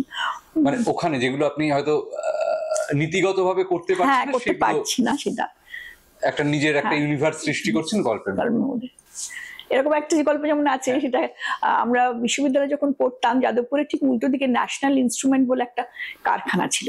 সেই কারখানাটা উঠে গেছে। সেই কারখানাতে লেন্স তৈরি হতো, ক্যামেরার লেন্স। ন্যাশনাল ইনস্ট্রুমেন্ট বলেই বোধহয় ক্যামেরাটাও ছিল নামটা, আমার নিজেরও ছিল ক্যামেরাটা। আর সেনাবাহিনীর লেন্সও তৈরি হতো রাত্রে বেলায় দেখার জন্য। তো খুব ভালো কারখানা। সেই কারখানাটা এই শ্রমিক আন্দোলন, অমুক তুসুক ইত্যাদি ইত্যাদি করে একসময় বন্ধ হয়ে গেল। ফলে আমি ওই সময় একটা কাভারেজ করি, এবং ভেতরে, আমি ইটিভিতে চাকরি করতাম, ভেতরে গিয়ে পুরোটা দেখেছিলাম যে কিভাবে কাজ হতো তো সমস্ত কিছু। তারপর একদিন, তখন এবিপি আনন্দে 4 আনন্দে চাকরি করি, দেখলাম যে ন্যাশনাল ইনস্ট্রুমেন্টটা যাদবপুর ইউনিভার্সিটি নিয়ে নিয়েছে, কারণ বিল অনেকদিন ধরে পড়ে আছে, ওরা ওখানে ওদের ক্লাস করবে। তো সেইটা আমার খুব হয়েছিল আর কি, যে আমি তো দেখেছি কারখানা চালু, কারখানা বন্ধ হয়ে গেল, এবং কারখানা শেষ পর্যন্ত কারখানাই রইলো না আর। তো আমি একটা গল্প লিখেছিলাম, সেটা ছোটদের গল্প, যে একটি বাচ্চা ছেলে, যে একদম ছোট ছিল যখন, তখন বাবা কারখানার শ্রমিক ছিল, সে বাবার সঙ্গে অনেকবার কারখানায় এসেছে। তারপরে কারখানা বন্ধ হয়ে গেল, বাবা পাগল হয়ে গেল, আর ছেলেটা বড় হয়ে নানা রকম করে যাদবপুর ইউনিভার্সিটিতে ইঞ্জিনিয়ারিং এ ভর্তি হলো। এবং ও দেখছে যে বাবা যে মেশিনগুলো, টুলগুলো ব্যবহার করতো, যেগুলো দিয়ে করতো, সেগুলো একটা মিউজিয়ামের মতো করে সাজিয়ে রাখা হয়েছে আর কি। তো একদিন ওর বাবা সমানে ওইগুলো খুঁজে বেড়াতো, নিয়ে আর পাগল হয়ে গেছিলাম তো, ওগুলো খুঁজে বেড়াতেন বারবার। ও একদিন ওটা চুরি করে। সেটা নিয়ে গল্পটাকে, চুরি করার পর ধরা পড়ে, ওর প্রিন্সিপাল যখন জিজ্ঞেস করে যে তুমি ওটা চুরি করেছো কেন, তখন ও কথাটা বলে আর কি। এরকম একটা গল্প লিখেছিলাম আর কি। কি নাম দিদি গল্পটার? নাম তো ভুলে গেছি ভাই, পরে বলতে হবে। তবে গল্পটা আছে আমার, নীল টিয়া বলে একটা বই আছে, সেই বইয়ের মধ্যে গল্পটা আছে। ওকে। এরকম যে গল্প নিয়ে আমরা কথা বলছিলাম, পরিচয়, এরকম গল্প কি আপনি দেখেছেন? মানে আমি যে কারণে বুঝতে চাইছি, আমার নিজের মনে হয় আমি খুব সেকুলার, হ্যাঁ, বা আমার চারপাশের জগৎটা সেকুলার, কিন্তু নিশ্চয়ই পুরো ভারতটা সেরকম নয়, নিশ্চয়ই সেকুলারিজমের আড়ালেও বা মুখোশের আড়ালেও কিছু রয়েছে। হ্যাঁ, এটা আমি দেখেছি, মানে ঠিক ওই রকম দেখিনি। হ্যাঁ, যেমন আমাদের বাড়িতে, আমরা আসানসোলের পরের দিকে, আমরা বার্নপুর থেকে ফিরে এসে বাবা বাড়ি করেছিলেন, সেখানে বাড়িতে আমাদের নিচতলায় থাকতেন ঘটক কাকু বলে আমরা বলতাম। খুব ভালো ভদ্রলোক, ভদ্রমহিলা দুজনেই অত্যন্ত ভালো মানুষ, কোনো রকম কোনো নেই। ওদের 2 ছেলে ছিল। তো বড় ছেলেটি ডাক্তারি পড়লো পরে। তো একবার কাকিমা কথায় কথায়, মানুষ কিন্তু অত্যন্ত ভালো, কোনো রকম নেই, কথায় কথায় মাকে বলছে আর কি, আমি তখন কিন্তু বেশ মানে তখন কলেজে পড়ি আর কি। হ্যাঁ, তো বলছেন যে এরকম, আমি পিনুকে বলেছি বাবা তুই যাকে ইচ্ছে বিয়ে করিস, শুধু মুসলমান বিয়ে করিস না। হ্যাঁ, ওইটা না আমার কানের মধ্যে খুব খটকা লেগেছে। মানে এই পরিচয় গল্পটা যখন লিখছি, তখন আমার ওইটা মাথার মধ্যে ছিল, যে কাকিমা এত ভালো মানুষ, কিন্তু কাকিমা আমাদের খুব ভালোবাসে, এমনিও যে মেয়ে নিয়ে কোনো ইয়ে আছে তাও নয়, কিন্তু মুসলিম বিয়ে করিস না। মানে ওইটা একটা মনের ভেতরে কোথাও কাজ করে আর কি। ওটা আমার মনে হয়েছিল যে বললো তো ওরকম। ওটা হয়, বিশেষ করে যারা আমার মানে যারা বাংলাদেশ থেকে এসছেন, তাদেরও মধ্যে এটাও একটা বেশ প্রবল আছে আর কি। মানে এটা খুব অদ্ভুত, জানেন তো। আমার শ্বশুর বাড়ি বাঙাল, তো তাদের স্বাভাবিকভাবে একটা মুসলিম বিদ্বেষ কিছু কিছু অনেকেরই আছে, কিন্তু আবার দাদার বন্ধুরা খুব ভালো ছিল, দাদার মুসলিম বন্ধুরা খুব ভালো ছিল, কিন্তু আবার মুসলিমরা আমাদের তাড়ালো। মানে এটা একটা ডাইকোটমি কাজ করে। আবার আপনি যদি বলেন যে সেই দ্বিধা বা দ্বন্দ্বটা একটা হিংস্রতার পর্যায়ে পৌঁছে যাওয়া, একটা ভায়োলেন্সে পৌঁছে যাওয়া, এইটা কিন্তু সাধারণভাবে মানুষ করে বলে আমার মনে হয় না। তাদের হয়তো একটা দূরত্ব বজায় রাখতে চায় বা এটা হয়তো বলে, হ্যাঁ, কিন্তু মানুষ চট করে অন্য মানুষের উপর ঝাঁপিয়ে পড়বে, এই যে অন্ধ একটা বা একটা হিংস্র ভাব, এইটার জন্য উস্কানি লাগে। উস্কানি ছাড়া ওটা হয় না, ওটা সাধারণভাবে মানুষ করে না। কিন্তু উস্কানি লাগে বলছেন, তার মানে কি আমাদের ভেতরে ওই ইনস্টিংক্টটা আছে যেটা একটা ফুলিঙ্গ এসে জ্বালিয়ে দিচ্ছে? ইনস্টিংটা না মানে অনেক ক্ষেত্রেই থাকে, তো ফুটবল মাঠেও থাকে, হ্যাঁ, মোহনবাগান ইস্ট বেঙ্গলের মধ্যেও থাকে, বাঙালঘটির মধ্যেও থাকে, হ্যাঁ। এবার সেটা কতটা হবে সেটা নির্ভর করে যে উস্কানিটা কিভাবে দেওয়া হচ্ছে, তার তার স্বার্থে কতটা আঘাত লাগছে বলে বলা হচ্ছে, হ্যাঁ, এইগুলোর উপর নির্ভর করে আর কি। আপনার বেশিরভাগ গল্পেই আমার যেটা মনে হয়েছে ভীষণ নিস্তরঙ্গ একটা জীবন, যেটা সত্যি আমাদের জীবন, আমাদের জীবনে রোজ আহামরি কিছু ঘটে না, হ্যাঁ, সেখানে হঠাৎ করে একটা উল্কাপিণ্ডর মতন কিছু একটা পড়লো এবং পুরো জীবনটাই হয়তো ছাড়খাড় করে অন্যভাবে দেখছি আমরা। এটা একটা আপনার বেশিরভাগ গল্পে এরকম ঘটনাই আমি দেখি, মানে পাই আর কি, পেয়েছি আমি যতটুকু পড়েছি। এটা কি আপনার মানে সচেতন ভাবেই এটা, নাকি আপনি জীবনটাই এভাবে দেখেন যে জীবনে রোজই তরঙ্গ ওঠে না? মানে না, সেটা তো স্বাভাবিক, জীবনে রোজই তো আর তরঙ্গ ওঠে না, কারোই ওঠে না। কিন্তু এটা আমি বলতে পারি খানিকটা আমার লেখার ধরন, মানে যা প্রত্যেকদিন দৈনন্দিন জীবনে যা ঘটছে সেটা তো সাহিত্য হয় না বা শিল্প হয় না, যে মান্ডেন ব্যাপারটা থাকে দৈনন্দিন দিনতার, সেটার থেকে শিল্প তৈরি হয় না। শিল্প যখনই তৈরি হচ্ছে তখন একটা অভিঘাত তৈরি হচ্ছে তখন, তবে এই অভিঘাতটা তো আপনাকে আনতে হবে লেখার মধ্যে, হ্যাঁ, একটা ঘটনার মধ্যে দিয়ে সেই অভিঘাতটা তৈরি হলো, তারপরে গল্পটা এগোতে শুরু করলো গল্পের মতো করে, তখন জিনিসটা গল্প হলো, তখন জিনিসটা শিল্প হলো, হ্যাঁ। কিন্তু এই অভিঘাতটা আনতে হয়, অভিঘাতটা না আনলে তো তৈরি করতে পারবো না গল্পটা। আবার আমি যদি শুরু থেকেই অভিঘাত তৈরি করি তাহলে কিন্তু সেটা আর জীবন হয় না। জীবনটা তো দেখাতে হবে, জীবনটার যে আমরা স্বাভাবিক যে জীবন, সেই জীবনেই শুরু করলাম, শুরু করে তারপরে সেটাকে শিল্পের পর্যায়ে নিয়ে যাওয়ার একটা চেষ্টা করি। এই যে চেষ্টাটা, এই যে জার্নিটা, আমি পরিচয় দিয়েই বলি, মানে ধরুন এটার বীজটা কি ওই জায়গায় বোনা ছিল যে জেঠিমার কথা আপনি বলছেন আসানসোলের ওই ঘটনা, হ্যাঁ, যে যাকেই বিয়ে করিস মুসলিমকে বিয়ে করিস না, মানে এই গল্পটার শুরুটা কি ওইখান থেকেই শুরু, নাকি এটার অন্য কোনো শুরু আছে? এটা শুরু আছে, মানে এটার একটা ইয়ে আছে, সেটা হচ্ছে যে আমার বাবা কিন্তু খুব সেকুলার মানুষ এমনিতে, হ্যাঁ। তো বাবার খুব ঘনিষ্ঠ বন্ধু সৈয়দ হাসান ইমাম বলে একজন আছেন, তিনি বাংলাদেশের খুব বিখ্যাত মানুষ, হ্যাঁ। তো তিনি আমার বিয়েতে এসছেন, আমার বোনেদের বিয়েতে এসছেন, এরকম আর কি। তো সেই জন্যে মানে আমার ছোট বোনের বিয়ের গায়ে হলুদের আচার হচ্ছে, তখনও মা কাকিমাকে বলছে যে লাইলা তুমি ধরো, তুমি কুলো ধরো, হ্যাঁ। এটা কিন্তু সাধারণভাবে বলবে না, কিন্তু মা জানে যে না বললে বাবার খারাপ লাগবে বা মায়েরও খারাপ লাগবে, মা স্বাভাবিকভাবেই বলছে আর কি, হ্যাঁ। তো এইগুলো আমি দেখেছি, এবং এই পরিবর্তনটা কিভাবে হয়েছে সেটা আমি মায়ের কাছে শুনেছি, যে যখন মায়ের বিয়ে হয় আর কি, মায়ের মাঘ মাসে বিয়ে হয়েছিল, তো খুব ঠান্ডার সাথে দাঁড়িয়ে দাঁড়িয়ে নাকি মা বাবার বন্ধুদের সঙ্গে মা গল্প করছিল আর কি। তো খুব ঠান্ডা বলে হাসান কাকু নিজের গায়ে সবটা তোমার ঠান্ডা লাগছে না বড্ড, নিজের গায়ের শালটা খুলে মাকে জড়িয়ে দিয়েছিল। তো মা তো খুব সাধারণ মফস্বলের মধ্যবিত্ত বাড়ির মেয়ে, মায়ের কিন্তু সেদিন মায়ের সংকোচ হয়েছে, মানে মায়ের অস্বস্তি হয়েছিল যে মুসলিম একজন ভদ্রলোক তার শালটা জড়ালাম। মা কিছু বলেনি, বলা সম্ভব ছিল না, কারণ নতুন বউ, অচেনা বাড়ি, বলেনি। সেটা মাও গল্প করেছিল আমার কাছে, এমনি গল্প ছলে বলেছিল। তারপরে তো মা আস্তে আস্তে তাদের সঙ্গে একাত্ম হয়েছে। এই পুরো জিনিসটা মানে একটা এই যে বোধটা, হ্যাঁ, তারপরে কাকিমা ওইটা বললো, তারপরে আরো একদিন অফিসে হয়েছিল একটা খুব সাধারণ ঘটনা, তখন একটা দাঙ্গার পরিস্থিতি চলছিল এই ধুলাগড়ের এদিকেই, বেশ টেনশনের পরিবেশ। তো সেই রকম সময় হয়ে গেল, কাজ টাজ হয়ে যাওয়ার পর দুপুরবেলা লাঞ্চ খেতে গেছি, খিচুড়ি হয়েছে ক্যান্টিনে। তো খিচুড়ি আমাকে দিল, আমার সঙ্গে তন্ময় বলে একটি ছেলে গেছিল, তাকেও খিচুড়ি দিল, নিয়ে আমরা বসেছি। আর সাজাদ আরেকজন, সে এসে বললো যে আমাকেও 1 প্লেট খিচুড়ি দে। এবার খিচুড়ি শেষ হয়ে গেছে, তন্ময় আমার পাশে বসে, তন্ময় আমাকে বলছে সাজাদ তুই আয়, তুই আমার সঙ্গে বস, হ্যাঁ, আমি আর তুই খেয়ে নিই, এটা চল, হ্যাঁ। তো আমার মনে হলো যে আমরা এতক্ষণ ধরে তাহলে কি করলাম,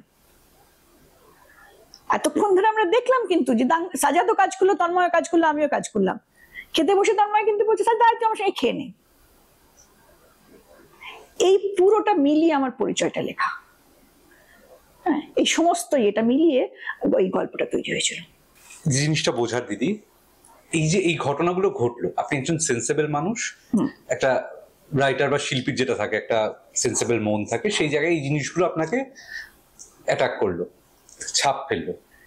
কিন্তু এটা থেকে লেখার জার্নিটা কিভাবে শুরু হলো? এই যে প্লটটা, একটা সুন্দর মিষ্টি ফ্যামিলি, বাবা মা ছেলে 3 জনের, হ্যাঁ, সেখান থেকে এই বাকি ঘটনা, এবার এই তৈরি হওয়ার জার্নিটা কিরকম? তৈরি হওয়ার জার্নিটা কিন্তু নিজেকে ভাবতে হয়। মানে আমি ভাবছি যে আমার আমার এই জিনিসগুলো আমার মধ্যে অভিজ্ঞতা তৈরি করছে। আমি চাইছি যে এরকম একটা কিছু বলতে আমার লেখার মধ্যে দিয়ে, হ্যাঁ, এমন ভাবে বলতে হবে যেটা মানুষের কাছে পৌঁছবে। মানুষের মানে আমি তো এরকম বিচ্ছিন্ন একটা ঘটনা এরকম বলতে পারবো না কোলাজের মতো, এমন একটা ঘটনা তৈরি করতে হবে যেটা মানুষের কাছাকাছি মানুষ বুঝতে পারবে এবং মানুষের সেন্সিটিভিটিটা তাদের আঘাত, মানে এই ঘটনাটা তাদের আঘাত করবে। সেইটা কিভাবে হবে সেইটা ভেবে কিন্তু প্লটটা তৈরি করি। মানে এই যে অনেক ক্ষেত্রে আমরা শুনি বাইরে থেকে যে একটা লাইন লিখলে তারপরে বাকি লেখা নাকি এটা নিজের কিন্তু থেকে আমার চলে হয় না, আসে। আমার এটা হয় না। আমি সাধারণভাবে আমি একটু মানে জীবনের ক্ষেত্রে আমি একটু মেথডিক্যাল, আমি একটুখানি অর্গানাইজ ওয়েতে কাজ করতে ভালোবাসি, হ্যাঁ। তো মানে করিও, আমি ঠিক এলোমেলো ভাবে কিছু করতে পারি না। তো সেই জন্যে যেটা হয় সেটা হচ্ছে যে আমি যখন গল্পটা ভাবছি তখন আমি মোটামুটি পুরোটা ভেবে নিই, হ্যাঁ, যে এটা এরকম ভাবে এগোবে, এরকম ভাবে এগোবে, এরকম ভাবে এগোবে। কিন্তু একটা ব্যাপার আছে যেটা লেখার ক্ষেত্রে হয় অনেক সময়, সব সময় বলবো না, কিছু কিছু ক্ষেত্রে হয়, অনেকের ক্ষেত্রে হয়তো অনেক সময়ই হয়, কিন্তু আমার হয় না, আমার খুব কম সময়ই হয়। সেটা হচ্ছে যে একটা সময়ের পর অনেক সময় আমার কন্ট্রোলে থাকে না। এটা একটা খুব অদ্ভুত ব্যাপার। লেখাটা তখন নিজের গতিতে এগোতে থাকে। মানে আমি হয়তো যেটা ভেবেছিলাম ঠিক সেরকমটা হলো না, হ্যাঁ, লেখাটা একটা নিজের গতিতে অন্য জায়গায় চলে গেল, হ্যাঁ, এবং সেটা অন্যরকম ভাবে শেষ হলো। তো মন্দ হলো না, হয়তো ঠিকই হলো, হ্যাঁ, কিন্তু আমি হয়তো ঠিক ওরকম আমি আমি তো ভাবিনি ওরকম ভাবে, হ্যাঁ, কিন্তু সেরকমও সেটা হয়, কখনো কখনো ক্ষেত্রে হয়। নিজের কিরকম যেন নিজে লিখছি, নিজেই মাউস ইয়ে করছি কিন্তু বেরোতে পারছি না, মানে ওটা নিজের গতিতে যাচ্ছে আর কি। মানে চরিত্রগুলো নিজেদের মধ্যে রিয়াকশন, হ্যাঁ, রিয়াকশন করতে থাকে, হ্যাঁ। এটা হয়, এটা একদম হয় না বলবো না। যে কোনো শিল্পের ক্ষেত্রে একটা কথা খুব কমন শোনা যাবে না, ধরুন যারা বাজায় বা যাই করে, যে একটা ভগবানের সাথে কানেকশন ক্রিয়েট হয়ে যায়, কোনো একটা সুপার পাওয়ারের সাথে কানেকশন ক্রিয়েট হয়, সেই কানেকশন থেকেই ম্যাজিকটা ক্রিয়েট হয়ে গেল। মানে লেখার ক্ষেত্রে কি এটাও আমি কিন্তু ম্যাজিক? ঘোরতর নাস্তিক, হ্যাঁ, ফলে আমার ওরকম কোনো সুপার পাওয়ারের সঙ্গে কানেকশন হয় না। হ্যাঁ, আমি নিজে ভাবি, নিজের বুদ্ধিবৃত্তি, নিজের চিন্তা ভাবনা, নিজের সংবেদনশীলতা, সেগুলো দিয়েই ভাবি, এবং সেইগুলো দিয়ে ভেবেই আর কি তৈরি করি লেখাটা। হ্যাঁ, কিন্তু ওইটা বোধহয় মানে ওটা কোনো সুপার পাওয়ারের ব্যাপার নয়, মানে ওটা আসলে আমার ইনার লজিক, আমার ভেতরের লজিক। আমি হয়তো সেই লজিকটা যখন ভাবছিলাম তখন সেভাবে ভাবতে পারিনি, হ্যাঁ। তো ওটা আমার ভিতরের লজিকটাই কাজ করে আমার, কারণ আমি দেখেছি যে ওটা হলেও কখনো আমার নিজের যে বিশ্বাস তার বিরুদ্ধে কিন্তু যায় না, তার মধ্যেই থাকে। এই যে যাদবপুর ইউনিভার্সিটিতে পড়লেন, পড়ার পর তুলনামূলক সাহিত্য নিয়ে পড়েছেন, সেখান থেকে সাংবাদিকতায় কিভাবে চলে এলেন? ওটা আমার ইচ্ছেই ছিল, মানে যেহেতু এমন একটা কিছু পেশায় যেতে চাইছিলাম যেখানে লেখার সুযোগ আছে। তো সেই জন্য আমি যখন এমএ তে সময় থেকেই আমি মাস্টার ডিগ্রিতে যখন ভর্তি হলাম পোস্ট গ্রাজুয়েশনে, তখন থেকে আমি একটু ফ্রিল্যান্সিং করে লেখালেখি করা এগুলো করতে শুরু করেছিলাম। আমি চেয়েছিলাম যে আমি সাংবাদিকতাই করবো, তো খানিকটা ওই লেখার মাথায় রেখেই আর কি। তো মানে সচেতন ভাবে আপনি সাংবাদিক এবং ইনসিডেন্টালি আপনি লেখিকা। হ্যাঁ, সচেতন ভাবে আমি সাংবাদিক, আমার পেশাটা আমি নিজে ভেবে চিন্তেই নিয়েছিলাম, মানে সিদ্ধান্ত নিয়েছিলাম। যদি সিদ্ধান্ত ঠিক নিয়েছিলাম না ভুল নিয়েছিলাম এখন ভাবলে অনেক কিছু মনে হতে পারে, কিন্তু তখন খুব সচেতন ভাবে সিদ্ধান্ত নিয়েছিলাম। একজন লেখক বা লেখিকা কি তৈরি হতে পারে যেভাবে একজন ইঞ্জিনিয়ার তৈরি হয়, একজন নভেল রাইটার সেটা কি তৈরি হতে পারে, নাকি সেটা গড গিফটেড? তৈরি হতে পারে যদি তার কল্পনা শক্তি থাকে।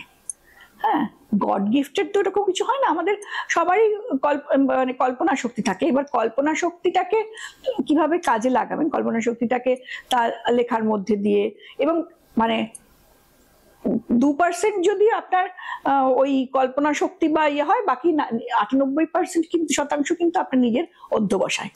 কোনো ইনসিডেন্ট, মানে এটা এই কথাটা আপনি বললেন বলে এই প্রশ্নটা জাস্ট আমার ভাবা ছিল না। আমি প্রচুর পড়ি কিন্তু আমি কোনোদিন লিখতে পারিনি, মানে আমি এক লাইন লিখতে গেলেও আর কি ব্যাপারটা খুব বিচ্ছিরি হয়। কিন্তু কিছু মাস আগে হয়তো আমার জীবনে একটা খুব ব্যথার মুহূর্ত আসে, মানে সেরকম ঘটনা আমার জীবনে কখনো ঘটেনি, হয়তো সেরকম একটা মুহূর্ত আসে এবং প্রচন্ড দুঃখের মধ্যে অটোমেটিক্যালি কিছু লেখা বেরিয়ে এলো। ঠিক আছে, এবং আমার মনে হয় আর একজন নিউট্রাল, আজকে হয়তো ঘটনাটা 6-7-8 মাস পরে আমি যখন পেছন ফিরে দেখি বা লেখাটাও দেখি, আমার মনে হয় যে লেখাটা লেখা হয়েছে, মানে সেটা সত্যি হয়তো খুব ক্ষুদ্র হলেও একটা আর্ট ক্রিয়েট হয়েছে, কিন্তু আমি নিজে কখনো তার আগে সচেতন ভাবে এক্সপিরিয়েন্স করিনি যে আমি লিখতে পারি। হ্যাঁ, মানে এই যে ঘটনা, মানে এটা কি কোথাও একটা মানুষকে কোনো পার্টিকুলার পয়েন্টে আঘাত করলে হ্যাঁ, ট্রিগার করে তো, একটা ট্রিগার করে একটা। হ্যাঁ, কারণ আপনার ভেতরে যে অনুভূতিটা ছিল, যেটা কিছুতেই হয়তো আপনি সচেতনভাবে স্বাভাবিক অবস্থায় পারছিলেন না, ওই রকম মনের অবস্থায় সেটা বেরিয়ে এসছে। যেমন আমি যেমন কবিতা লিখতে পারি না, মানে আমি কবিতা লিখি না, কিন্তু ওই খুব একটা ইমোশনাল ক্রাইসিস হয়েছে বা একটা কোনো কিছু ভীষণ রকম নাড়া দিয়েছে, সেরকম ক্ষেত্রে আমি কিছু কবিতা লিখেছি, কয়েকটা কবিতা। যেমন ওই বিলকিস বানুর যারা ধর্ষক, তারা যেদিন মুক্তি পেয়ে গেল, সেদিন আমি একটা কবিতা লিখেছিলাম। আমার এত সাংঘাতিক একটা শক হয়েছিল যে আমি কিছুতেই আর কোনোভাবে যেন নিজেকে এক্সপ্রেস করতে পারছিলাম না, তখন ওই কবিতাটা লিখেছিলাম। মনে আছে দিদি কবিতাটা? ফোনে আছে, শোনানটা একটু শুনি দেখ। কবিতাটার নাম হচ্ছে দধিচির পাঁজর। আকাশের চন্দ্রাতপ সেদিন শিথিল ছিল, নিঃশব্দে ঝরে পড়ছিল অজস্র বিন্দু। ওরা ভাবছিল পুষ্পবৃষ্টি, ওদের উল্লাস দিগন্ত ছুঁয়ে ফেলছিল। আগুনের শিখার মতো শরীরের লেলিহান আলো চেটে নিচ্ছিল দিক বিদিক। ওদের মনে হচ্ছিল পথের উপর ফুটে উঠেছে সার সার সোনার পদ্ম, শুধু তাতে জল ঢালতে এগিয়ে আসেনি কোনো মেঘ। আকাশের চন্দ্রাতপ সেদিন শিথিল ছিল, মিহি লবণের মতো নেমে আসছিল অশ্রুধারা। নিষ্ঠুর শীতল বাতাস তাকে বদলে দিচ্ছিল হিমকণায়। অন্ধকারে বসে থাকা মানুষের গায়ে বিঁধছিল ছুঁচের মতো, ছিটিয়ে যাচ্ছিল ওরা, লুকিয়ে পড়ছিল আরো গভীর অন্ধকার কন্দরে। ভয় ওদের মেরুদণ্ডকে আষ্টেপৃষ্টে চেপে ধরছিল। হিম বাতাস ফিরিয়ে দিচ্ছিল 2 দশকের পুরনো স্মৃতি। কানে তালা লাগানো ডিজের বাজনা ঢেকে দিচ্ছিল ধর্ষণের আর্তনাদ। সন্তানের রক্ত মুছে দিয়ে ফনা তুলছিল সোনালি আলো। আকাশের চন্দ্রাতপ সেদিন শিথিল ছিল, অন্ধ দেবীর হাত থেকে খসে গেছে বরাভয় মুদ্রা। দিগন্ত ঝলসে দিয়ে বজ্রপাত হবে না কোথাও, ওদের অপেক্ষা শুধু দধিচির হাড়ের। পাঁজর বন্ধক রেখে সেদিন এসেছিল যারা, তারাও তো এই গ্রহেরই মানুষ। আজও হয়তো বাঁধ দেবে সোনালী স্রোতের উল্লাসে। শিথিল চন্দ্রাতপ সরিয়ে হয়তো ছিঁড়ে আনবে 75 বছর আগের মধ্যরাতের এক স্বপ্ন। এটা আমি এমনি অবস্থা লিখতে পারতাম না, সত্যি কথা। তো সেদিন এটা এত, মানে আমার কষ্ট হয়েছিল, এত মনের মধ্যে হয়েছিল, যে যন্ত্রণা হয়েছিল, এটা সেদিনকে লিখেছিলাম। এতটা সেন্সিবল একজন মানুষ, সে সাংবাদিকতার মতন কঠোর একটা জব, প্র্যাকটিক্যাল জব, সেটা করলো কি করে, এটাই আমার প্রশ্ন। মানে সেখানে তো এরকম ঘটনা নিত্য নৈমিত্য দেখতে হয়, সারাক্ষণ হয়। মানে সেটা তো নিজের মনের মধ্যে একটা হ্যাঁ, সেটা মনের মধ্যে একটা ভীষণ আলোড়ন তৈরি করে, এবং সেটা বেশ খুব কষ্ট করা হয় এক সময়, খুবই কষ্ট। এরকম হয়েছে যে বাড়ি গিয়ে কেঁদেছি একলা একলা, এরকম হয়েছে। কিছু কিছু ক্ষেত্রে তো সবারই হয়, শুধু আমার একলার বলে নয়। মানে এক এক সময় এক একদিন এরকম হয়েছে যে মানে একটা দৃশ্য হয়তো টিভিতে দেখাচ্ছে, আমাদের চ্যানেল দেখাচ্ছে, আমরা ডেস্কে সবাই চোখ বুঝে বসে, ওটা দেখালে চোখ বুঝে ফেলছি আর কি, মানে আর দেখাস না বাবা, আর সরিয়ে দে, অন্য ভিজুয়াল দে বলছি, মানে নিতে পারছি না আর কি। এরকম হয়েছে, এরকম শুধু আমার একার ক্ষেত্রে না, অনেকের ক্ষেত্রেই হয় এটা। মানুষ তো হ্যাঁ, হবেই, স্বাভাবিক। সমঝোতা করতে করতে করতে করতে এক সময় তো দেওয়ালে পিঠ থেকে যায় না, তখন কিছু করার থাকে না। আরেকটি গল্প না, এটা বোধহয় উপন্যাস, মানে অদ্ভুত, মানে যেটা আমি শুরু করে শেষ করার আগে উঠতেই পারিনি প্রায়, অন্য কাজ ছেড়ে। তোমাতে করিব বাস। হ্যাঁ, এটা কবে লেখা? এটা লিখেছি হচ্ছে 2000 কোভিড কবে থেকে শুরু হলো? 2020 তো হ্যাঁ, তাহলে তার আগে, মানে 2018-19 এরকম, 18 লিখেছি। এই গল্পটার 2টো পার্ট আছে। একটা হচ্ছে মহিলার ইয়াং জীবন, maybe late 80s early 90s, যখন নিজেও একজন খুব অ্যাম্বিশিয়াস মহিলা, চাকরি করছেন। হ্যাঁ, কিন্তু আমার যেটা খুব অদ্ভুত লেগেছে, তিনি যে আরেকটা ভালোবাসার সম্পর্কে বিবাহ বিবাহ বহির্ভূত ভালোবাসার সম্পর্কে জড়ালেন, সেই সম্পর্কটাকে পড়ে কোথাও না মানে খুব খারাপ কিছু লাগেনি, খুব নিষ্পাপই লেগেছে ব্যাপারটা, মানে হয়তো এটা হওয়ারই ছিল এরকম লেগেছে, এবং মহিলার মধ্যেও কোথাও অপরাধবোধ ছিল বলে কোথাও মনে হয়। হ্যাঁ, এবং সেটা পাঠককেও ছুঁয়ে যায়, আমাদেরও সেই জিনিসটা কোথাও অবৈধ সম্পর্ক মনে হয় না, মানে খুব মিষ্টি একটা ভালোবাসার সম্পর্ক। এই যে ভালোবাসার এরকম একটা শেড কিভাবে এলো, মানে আপনি কি নিজেও মানুষটা এরকম রোমান্টিক ভেতরে ভেতরে? হ্যাঁ, তার রোমান্টিক আছি বোধহয়। আর না, আমার যেটা সবসময় মনে হয় যে ভালোবাসাটা কোনো অপরাধ নয়। মানে একজন মানুষ একজনকে বিয়ে করেছে মানেই তাকে আর কারোর প্রতি তার কোনো ভালোবাসা জন্মাবে না, বা আর কাউকে তার ভালো লাগবে না, এটা যারা বলে তারা সত্যি কথা বলে না। এটা স্বাভাবিক নয়, এটা মানুষের জীবনের নয়, মানে সত্যি কথা নয়। হ্যাঁ, কিন্তু তার মধ্যে স্বার্থ থাকলে, হ্যাঁ, তার মধ্যে অন্যকে কষ্ট দেওয়া থাকলে সেটা ঠিক নয়। মানে তুমি যদি তোমার নিজের ভালো লাগা ভালোবাসাটাকে তুমি এমন ভাবে রাখতে পারো যাতে যে কোনো অন্যায় করেনি সে কষ্ট পাবে না, তার কষ্টটা তুমি কনসিডার করছো, তার কষ্টটা বুঝে নিচ্ছ, তাহলে তো সেটা অন্যায় নয়।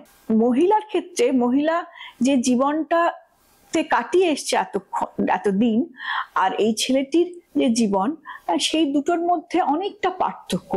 ওই ধরনের জীবন, ওই ধরনের আবেগ, ওই ধরনের রোম্যান্টিসিজম ও আগে ভাবেনি, আগে অনুভব করেনি, সেই জন্য ওর একটা প্রবল আকর্ষণ তৈরি হয়েছে, ওর প্রবল ভালোবাসা তৈরি হয়েছে, ভালো লেগেছে এবং ভালোবেসেছে। আর ছেলেটি তো ভালোবেসেইছে, কারণ মেয়েটার তো গুণের কোনো অভাব নেই, কারণ মেয়েটির মধ্যে অনেক গুণ রয়েছে। বয়সটার ক্ষেত্রে খুব একটা কিছু পার্থক্য তৈরি করছে না, কিন্তু দুজনের মধ্যেই অনেক মানে গুণ রয়েছে, পাত্রতে পরস্পরকে ভালোবাসার মতো, পরস্পরের কাছে আসার মতো। এবং এটা যেহেতু কোনো স্বার্থের গন্ধ নেই, সেই জন্যই বোধহয় পাঠকেরও এটা নিয়ে কোনো অবৈধ সম্পর্কের যে একটা নাক কুচকানো ব্যাপার, যে তার মধ্যে এক ধরনের একটা দুর্গন্ধ থাকে, সেই জিনিসটা এখানে আসে না। হ্যাঁ, সহজে অনুভূতিটা তৈরি হয় না।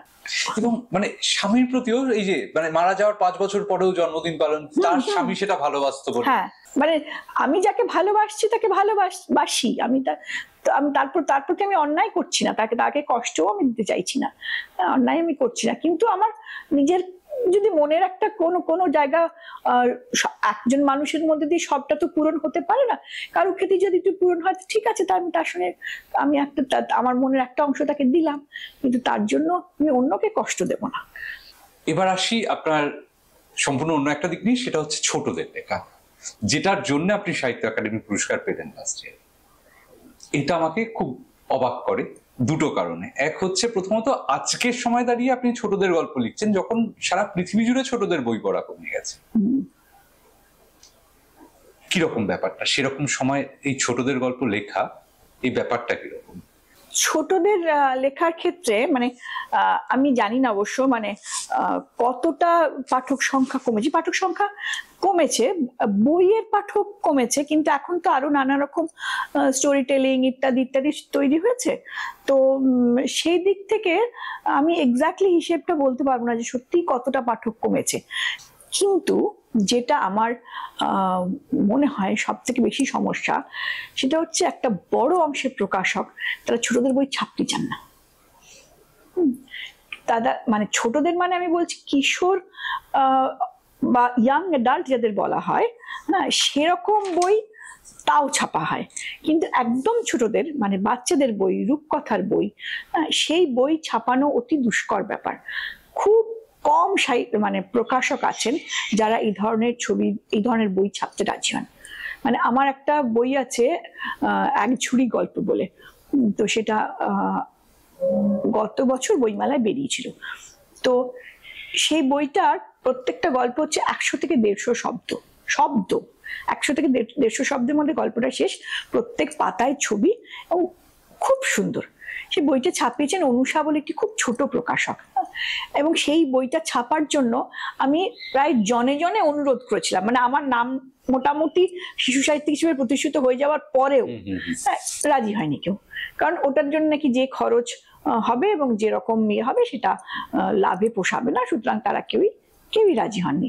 অনুষা রাজি হলো এবং আমার 1 বছরের যে রয়্যালটি আমি পেয়েছি সেটা অন্য যে কোনো বইয়ের দ্বিগুণেরও বেশি। অনুষার কোনো নিজের আউটলেট নেই, সে বাড়ি থেকে অনলাইনে বই বিক্রি করে। দিল্লির একজন ভদ্রমহিলা 30 কপি বইটা নিয়েছিলেন। তার মানে ছোটদের বই পড়ানোর একটা আগ্রহ আছে। হ্যাঁ, সেটা যদি ঠিকঠাক ভাবে কাজে লাগানো যায় তাহলে হতে পারে, সেটা কিন্তু হয় না। এটা খুব দুঃখের ব্যাপার।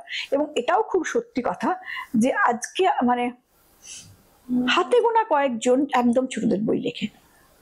এই প্রসঙ্গে আরেকটা জিনিসে আসি, বাচ্চাদের গল্প শোনা। মানে আমি খুব রিসেন্ট পাস্টে একটা আর্টিকেলে পড়ছিলাম, খুব সম্ভবত সাগরময় ঘোষ আনন্দবাজারের, উনি বোধহয় বলেছিলেন, মানে কোন এক নামী লেখক গিয়ে জিজ্ঞেস করেছেন যে এখন লেখক তৈরি হচ্ছে না কেন আগের তুলনায়।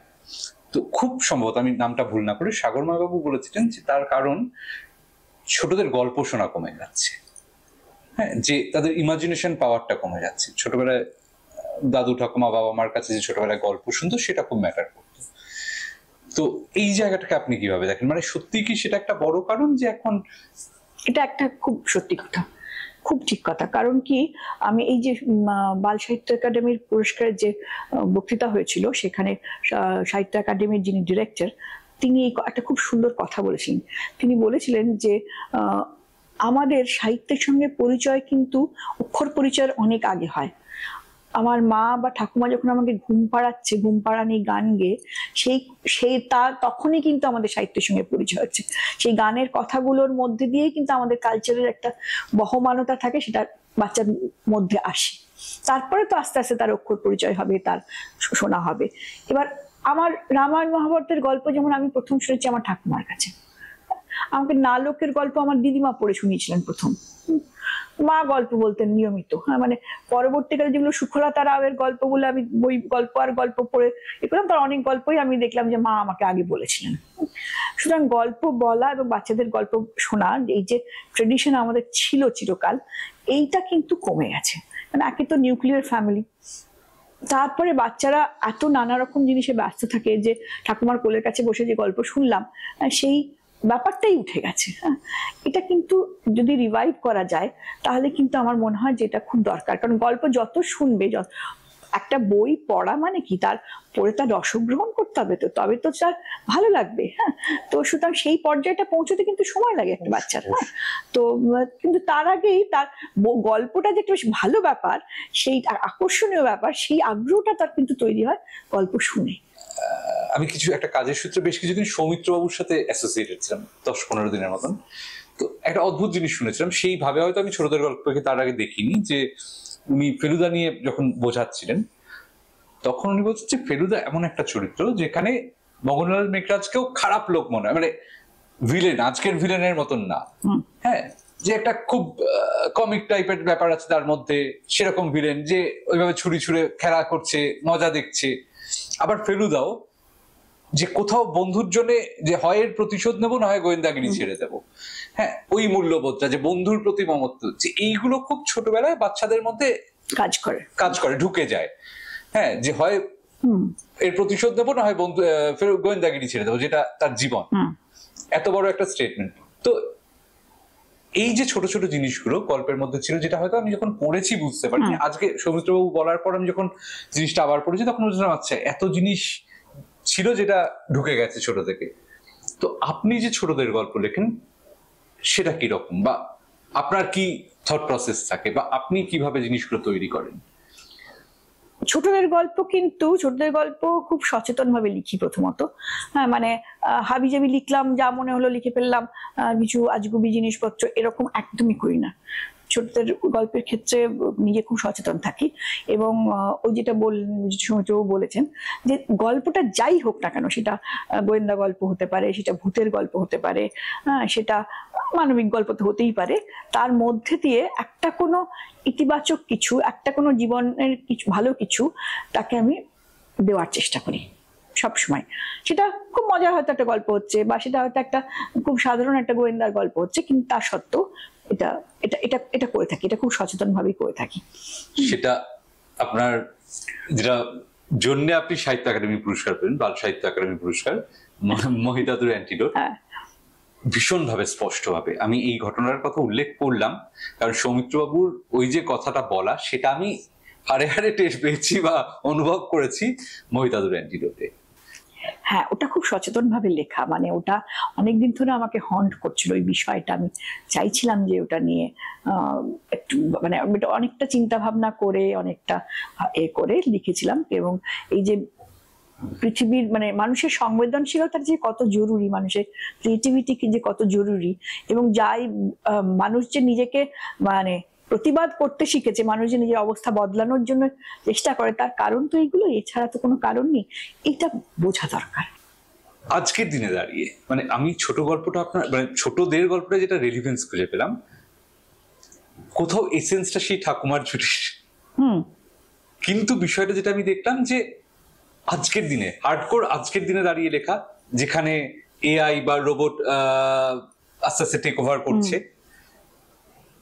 সায়েন্স অনেক বেশি অ্যাক্টিভ, কিন্তু সেই জায়গায় দাঁড়িয়ে মানবিকতা বা মানবতার জয় হচ্ছে, যে বেসিক আমাদের ইমোশনস গুলো সেইগুলোই জিতে যাচ্ছে কোথাও গিয়ে।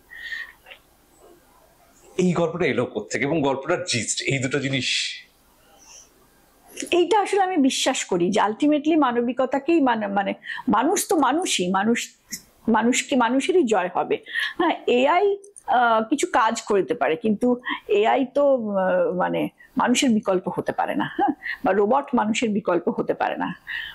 এই প্রসঙ্গে একটা মজার একটা একটু মানে ওই গল্পটার ইয়েতে আসছি, তার আগে একটা অন্য জিনিস বলে নিই। অনেক দিন আগের কথা, কিশোর ভারতী পত্রিকায় আমার এই গল্পটা প্রথম, মানে একটা গল্প আর কি, শারদিয়ায় ছাপা হয়েছিল। তো কিশোর ভারতী যিনি সম্পাদক ত্রিদীপ চট্টোপাধ্যায়, তাকে তার বহু আগে থেকে আমি চিনি, বিভিন্ন পেশাদারি কারণে চিনি। তার বাড়িতে আমি তার ইন্টারভিউ করতে গেছি, তিনি অফিসে এসেছেন, চিনি ইত্যাদি। তো আমি গল্পটা লিখে নিয়ে গেছি ওনার কাছে, যে আমি একটা গল্প লিখেছি, তো ওরকম নিয়ে এসেছি। ত্রিদীপবা মুখের উপর বলতে পারছে না যে নেবো না, কিছু লিখতে পারিস না। তো ফোনে লিখে ভাবাটা খুব স্বাভাবিক। তো যাই হোক, নিমরাজি গোছের হয়ে প্রথমে খানিকটা কাটিয়ে দেওয়ার চেষ্টা করলাম, তারপর নিমরাজি গোছের হয়ে বললাম আচ্ছা ঠিক আছে রেখে যাও, দেখবো। আমি রেখে দিয়ে চলে এসেছি। আমারও তখন খুব একটা ধারণা ছিল না যে কিভাবে দিতে হয় কি না। আমার মনে হচ্ছিল যে উনি ঠিক বিয়ে হচ্ছেন না, কনভিন্স হচ্ছেন না, কিন্তু দিয়ে এসেছিলাম। কিছুদিন বাদে আমাকে একটা রবিবার ছিল আমার মনে আছে, আমাকে ত্রিদীপদা সকালে ফোন করছেন, তখন ল্যান্ডলাইন, তখনও ইয়ে আসেনি, অতটা ইয়ে হয়নি। তো বললেন যে এরকম দীপানিতা, আমাদের সম্পাদক মন্ডলী তোমার গল্পটা পড়ে বলল যে এই গল্পটা না নেওয়াটা অন্যায় হবে, তোমার গল্পটা আমরা নিচ্ছি। তো সেই গল্পটা ছিল এরকম যে একটি বাচ্চা ছেলে, সে ভীষণ কম্পিটিটিভ টাইপ অফ, যেরকম আজকালকার হয়, মা বাবারা চায় হোক, প্রত্যেক বিষয়ে। সে স্কুলে ফার্স্ট হয়, তার বন্ধু ভায়োলিনে ফার্স্ট হলে তার রাগ হয়, কিন্তু কেউ দৌড়নোতে ফার্স্ট হলে সে তার রাগ হয়। তো সে আলাদিনের প্রদীপ পেয়ে গেছে, এবার তো সে সবেতেই ফার্স্ট হচ্ছে, সাংঘাতিক খুশি, কি ব্যাপার, দারুণ ব্যাপার। কেন বাড়িতে একবার আদরের সীমা নেই, স্কুলেও আদরের সীমা নেই, শুধু ওর দাদু একটুখানি মানে ব্যাপারটা ঠিক ভালোভাবে নিচ্ছে, আবার কি সবেতে ফার্স্ট হচ্ছে। তো এরকম একটা দাদু একমাত্র খুব খুশি নয়, হ্যাঁ, আর বাকি সবাই খুব খুশি নিয়ে। এবার স্কুল থেকে একটা মানে ইন্টার স্কুল একটা গল্প লেখার কম্পিটিশন হবে। তো ওদের স্কুল থেকে না ছিল, ও সবচেয়ে ভালো সব দিক থেকে, তো ওকে পাঠিয়েছে। হ্যাঁ, তো ও তো নিশ্চিন্ত গেছে, নিয়ে সমস্ত বসেছে, বাচ্চারা বসে টসে নিয়ে দিয়ে বলেছে যে এই বিষয়ের উপর একটা গল্প লেখো। তো জিনকে এ করে বলছে যে একটা গল্প লিখে দাও। তো জিন বলছে গল্প কি? বলছে গল্প জানো না, একটা গল্প লিখে দাও। গল্প কাকে বলে? তোমার মা কখনো তোমাকে গল্প বলেনি? বলছে না, আমি তো মাই নেই, জিনের আবার মা থাকে নাকি? হ্যাঁ, আমি প্রদীপের মধ্যে থাকি, গল্প কাকে বলতে আমি জানি না। এবার তো গল্প লিখতে পারলো না, হ্যাঁ, লিখতেই পারলো না কিছু নিয়ে। ওর ভীষণ মন খারাপ হলো যে কি হলো, ও পারলো না নিয়ে। তখন ও দাদুকে এসে বলল যে এরকম আমি গল্প লিখতে পারিনি, জিন আমাকে গল্প লিখে দেয়নি। জিন যে এতদিন ওকে করছিল সেগুলো সব করে দিচ্ছিল ফার্স্ট, সেটা ওকে বললো। তখন দাদু বললো যে তুমি আগে প্রদীপটা ফেলে দিয়ে এসো, তারপর আমি তোমাকে গল্প লিখতে শেখাবো। হ্যাঁ, এইটা ছিল গল্প। হ্যাঁ, এই বিষয়টাই কিন্তু এই যে মানুষের যে সংবেদনশীলতা, মানুষের যে ক্রিয়েটিভিটি, মানুষের যে সৃষ্টিশীলতা, সেটাই আরো অনেক বড় ফর্মে, আরো অনেক মানে বিজ্ঞান ইত্যাদি সব মিলিয়ে মিশিয়ে আমার মহিদাদুর অ্যান্টিডোটে এসেছে। মহিদাদুর অ্যান্টিডোটের মূল বিষয়টা কিন্তু যে মহিদাদু যিনি একজন বৈজ্ঞানিক, এটা আমরা তো দেখাচ্ছি যে 500 বছর পরে পৃথিবী, তো তখন বিজ্ঞান অনেক উন্নত হয়ে গেছে, মানুষের সমস্ত অঙ্গ প্রত্যঙ্গ রিপ্লেস করা যায়, নতুন করে মানুষ বহু বছর বেঁচে থাকে, কোনো কিছুই তো অসুবিধা নেই। তো মহিদাদু একজন বৈজ্ঞানিক, তিনি এই জিনিসটা করেন, মানে তার সম্বন্ধে ধারণা আছে। আর তার নাতি হচ্ছে নয়ন। এবার একটা ষড়যন্ত্র চলছে পৃথিবীতে যে মানুষের এই যে সংবেদনশীলতা, মানুষের যে সৃষ্টিশীলতা, সেইটাকে যদি বন্ধ করে দেওয়া যায়, সেটাকে যদি কোনোভাবে আটকে দেওয়া যায়, তাহলে মানুষ যা আছে তাতেই খুশি থাকবে। তাহলে পৃথিবীতে কোনোদিন বিদ্রোহ হবে না, কোনোদিন বিপ্লবও হবে না, কোনোদিন কোনো গন্ডগোলও হবে না, সবই যেরকম চলছিল সেরকম ভাবে চলবে। এবং সেটা করার জন্য একটা জিনের একটা পরিবর্তন, আরএনএর একটা পরিবর্তন, সেইটা করার একটা চেষ্টা চলছে। একদল মানুষ, তারাও বৈজ্ঞানিক, তারা সেটা করছে। এইটা কিভাবে মহিদাদু বুঝতে পারলেন এবং কিভাবে অ্যান্টিডোট তৈরি করে সেইটা তার নাতির মাধ্যমে যাতে এটাকে আটকে দেওয়া যায় সেই চেষ্টা করলেন, সেটাই হচ্ছে এর মূল উপজীব্য বিষয়। যাতে পৃথিবী থেকে সৃজনশীলতা যাতে চলে না যায়, পৃথিবীটা যাতে যেরকম ছিল মানুষের পৃথিবী ছিল সেরকম মানুষের পৃথিবী থাকে, তার বৈচিত্র্য, তার দুঃখ যন্ত্রণা সবই থাকবে, কিন্তু সেটা শেষ পর্যন্ত মানুষের পৃথিবীই থাকবে। শেষটাও আমি সেইভাবেই ওইরকম ভাবেই সেই জন্য রেখেছিলাম। এবার এই যে গল্পটায় এটা অনেকগুলো শেড আছে, রাইট? প্রথম কথা পিইউ, পারফেক্ট ইউনিভার্স, সমাজ ব্যবস্থা। সো এই গল্পটা লিখতে গিয়ে আপনার অনেকগুলো জিনিস গেছে, একটা সমাজ ব্যবস্থা আপনাকে ক্রিয়েট করতে হচ্ছে যেটা মেবি 500 ইয়ার্স পরে সমাজ ব্যবস্থা। সেকেন্ডলি সেই সমাজ ব্যবস্থা এই যে প্রতিটা কর্নারে যারা যারা রয়েছে। 3 নম্বর অন্য একটা গ্রহ থেকে নীল চলে এলো এবং সেই গ্রহটা মানবিকতাই বজায় রয়েছে, মেবি আজ থেকে 300 বছর আগের পৃথিবী সেখানে রয়ে গেছে। হ্যাঁ, সো এই যে এতটা টাইম ট্রাভেল, আজকে দাঁড়িয়ে আমরা সেখান থেকে 300 বছর পরের পৃথিবী বা 400 বছর এবং 400 বছর আগের পৃথিবী, একটা অদ্ভুত ট্রায়াঙ্গেল, একটা অদ্ভুত জার্নি। এটা কিভাবে তৈরি হয়? মানে এটা একটা, মানে আজকে দাঁড়িয়ে আজকের মানবিকতার গল্প লিখছি তা নয়। এটা তো খানিকটা বলা যায় যে আমার স্বপ্ন পূরণ, মানে আমি যেরকম চাই, যে মানে আমি চাইবো যে আমার পৃথিবীতে শান্তি থাকুক, সাম্য থাকুক, সব মানুষের সমান অধিকার থাকুক, সবাই নিজের মতো করে, কেউ যাতে বঞ্চিত না হয়, সবাই যাতে ভালোভাবে থাকতে পারে, যাতে দারিদ্র না থাকে, যাতে দূষণ না থাকে, সেইগুলো মাথায় রেখে প্রথমত এটা তৈরি করেছিলাম যে আগামী দিনে পৃথিবীটা কিরকম হতে পারে। কিন্তু আবার সব সময়ই তো একটা ফাইট থাকবে, একটা লড়াই থাকবে, ভালো এবং মন্দের একটা লড়াই থাকবে। একদল মানুষ চাইবেই যে যাতে তাদের আধিপত্য বজায় থাকে, যেটা আমরা অ্যানিমাল ফর্মে দেখেছি বা বিভিন্ন সময় দেখেছি। অ্যানিমাল ফর্মটা আমার মাথার মধ্যে কাজ করেছিল খানিকটা, অরওয়েলের অ্যানিমাল ফর্ম। তো যখন আর এই বৈষম্যগুলো নেই, যখন আর সমাজ অনেকটা সাম্য এসে গেছে সমাজের মধ্যে, তখনই আধিপত্যটা কোথায় একজন জারি করার চেষ্টা করতে পারে। তাতে সেটা ভাবতে গিয়ে আমার মনে হয়েছিল যে আধিপত্য একমাত্র ওখানেই হতে পারে যেখানে মানুষ একমাত্র সেই জায়গাটা দখলেরই তো চেষ্টা হচ্ছে, আজকের দিনেও হচ্ছে, বিজ্ঞানও ক্রমশ সেই দিকে একটা যাওয়ার চেষ্টা করছে। আমার নিজের এই এআই ব্যাপারগুলো একদম পছন্দ নয়, তো সেই জায়গা থেকে আমার মনে হয়েছিল যে আধিপত্যটা এইখানে করার চেষ্টা হবে সবচেয়ে, আগামী দিনে এখানে হওয়াটাই স্বাভাবিক। তো সেইখান থেকে আমি এটা লিখেছিলাম যে এই জিনে চেঞ্জ করে তারা এই জিনিসগুলো নষ্ট করতে চাইছে এবং মানুষ আবার তার বিরুদ্ধে লড়াই করছে, মানুষ চাইছে তার বিরুদ্ধে নিজেকে করতে। এই কথাটা শুনতে শুনতে আমার কেমন যেন মনে হচ্ছে, মানে আপনারই দুটো সত্তার লড়াই, মানে একটা সত্তা যে সাংবাদিক দৃষ্টিভঙ্গি থেকে দেখছে যে আধিপত্য, এই যে জিনিসগুলো, আর একটা সংবেদনশীল মানুষ যে আবার দেখছে যে না, এটা তো আমি বললাম না, আমি যেগুলো মানে যেটা আমি বাস্তব জীবনে করতে পারিনি, কারণ সবারই তো কিছু বাধ্যবাধকতা থাকে, চাকরি করতে হবে, সংসার আছে, সবকিছুই আছে, তো যেটা পারিনি সেটা চেষ্টা করি এর মধ্যে দিয়ে করানো। যারা নতুন লিখতে চায় তাদের কি আপনার কিছু বলার আছে? কিছু বলবেন আপনি, কিভাবে তারা শুরু করতে পারে বা কোথায়? কারণ আমার যেটা মনে হয়, আমি রিসেন্ট টাইমে বেশ কিছু কবিতার বই পড়ছিলাম, মানে হঠাৎই হাতে বিভিন্ন ছোট ছোট ছেলেমেয়েরা লিখেছে, কোথাও একটা এতটা সরলীকরণ হয়ে গেছে জিনিসটার, আমার মনে হচ্ছে এতটা সরল না হলেও হতো। আমি আপনার সাথে কথা বলছি, এটা কবিতা নয়, কবিতাটা একটু আলাদা। হ্যাঁ, সেটাই হয়তো বুঝতে পারছে না, হয়তো ভাবছে যে খুব স্বাভাবিকভাবে সবকিছু লিখতেই সেটা একটা শিল্প হয়ে যায়। এটা আমার একটা খুব অসুবিধা লাগছিল। এবং 5-6 জনের লেখা পড়লে মনে হয় যে 4 জনই এক জিনিস লিখেছে। হ্যাঁ, এবার আমার এক বন্ধুর সাথে আলোচনা হচ্ছিল, সে বলছে না এখন তো তারা এটাই দেখছে, কিন্তু শক্তি চট্টোপাধ্যায়, সুনীল গঙ্গোপাধ্যায় তারাও তো সেই সময় একই জিনিস দেখেছিলেন, কিন্তু স্টিল আলাদা আলাদা জিনিস ক্রিয়েট হয়েছিল, আলাদা আলাদা ধারা ক্রিয়েট হয়েছিল। হ্যাঁ, এরকম মনে হচ্ছে আমার।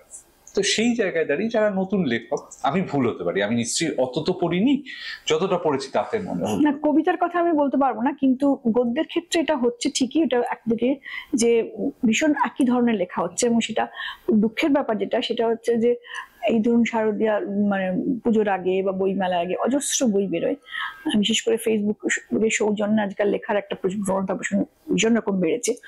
এবং তার একটা বড় অংশ হচ্ছে আইদার থ্রিলার অথবা ভূত অথবা অলৌকিক অথবা তন্ত্র মন্ত্র হেন তেন হাবিজাবি ইত্যাদি। হ্যাঁ, জনর ফিকশন, সেটা মানেটাও আমি ঠিক বুঝি না, যাই হোক এইরকম ধরনের লেখা। তার সবারই বক্তব্য হচ্ছে যে এটাই এখন চায়, এটাই এখন বিক্রি হয়, এটাই এখন। এবার কাউকে যদি তুমি রোজই ফুচকা আর অমুক তুসুক দাও, হ্যাঁ, আর তারপরে তার শরীর খারাপ হবে ঠিকই, কিন্তু সেটা ওটাই খাবে, আর একটা ভালো জিনিস বাড়িতে যে রান্না হতে পারে কিন্তু জানতে পারো, তোমাকে তো দিতে হবে, তোমাকে রিস্ক নিয়েও ঝুঁকি নিয়েও তো তোমাকে দিতে হবে তুমি যেটা ভালো মনে করছো। সেই জন্য আমার মনে হয়, এবং এগুলো না খুব স্থায়ী হয় না, একটা সময়ের পরে খুব স্বাভাবিকভাবে এর আবেদনটা কমে যায়।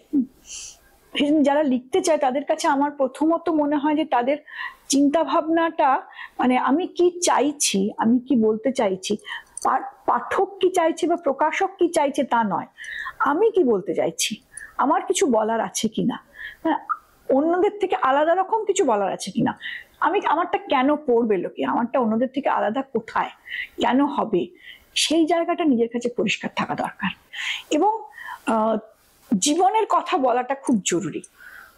তোমার আজগুবি কল্পনার দৌড় যাই হোক না কেন, তোমার রহস্য অলৌকিকের আকর্ষণ যাই থাক না কেন, তুমি যদি শেষ পর্যন্ত জীবনের কথা বলতে না পারো, তাহলে কিন্তু লেখক হওয়া যায় না।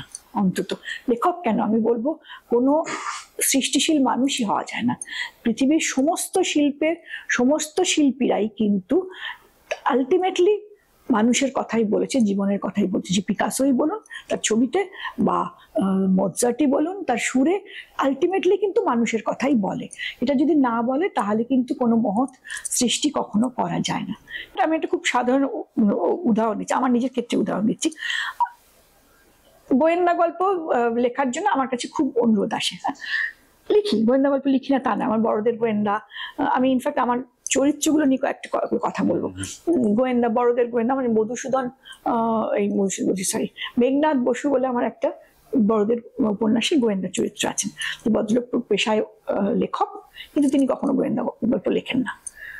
তার বন্ধু গোয়েন্দা পুলিশ কমিশনার, তার সূত্রে তিনি কিছু কিছু সমস্যার সমাধান করেন, এরকম একটা চরিত্র। আমি কিন্তু যে গোয়েন্দা গল্পগুলো লিখেছি আপনি যদি পড়েন তাহলে আপনি দেখবেন যে প্রত্যেকটা গোয়েন্দা গল্পেরই কিন্তু অন্য একটা কোনো আবেদন আছে।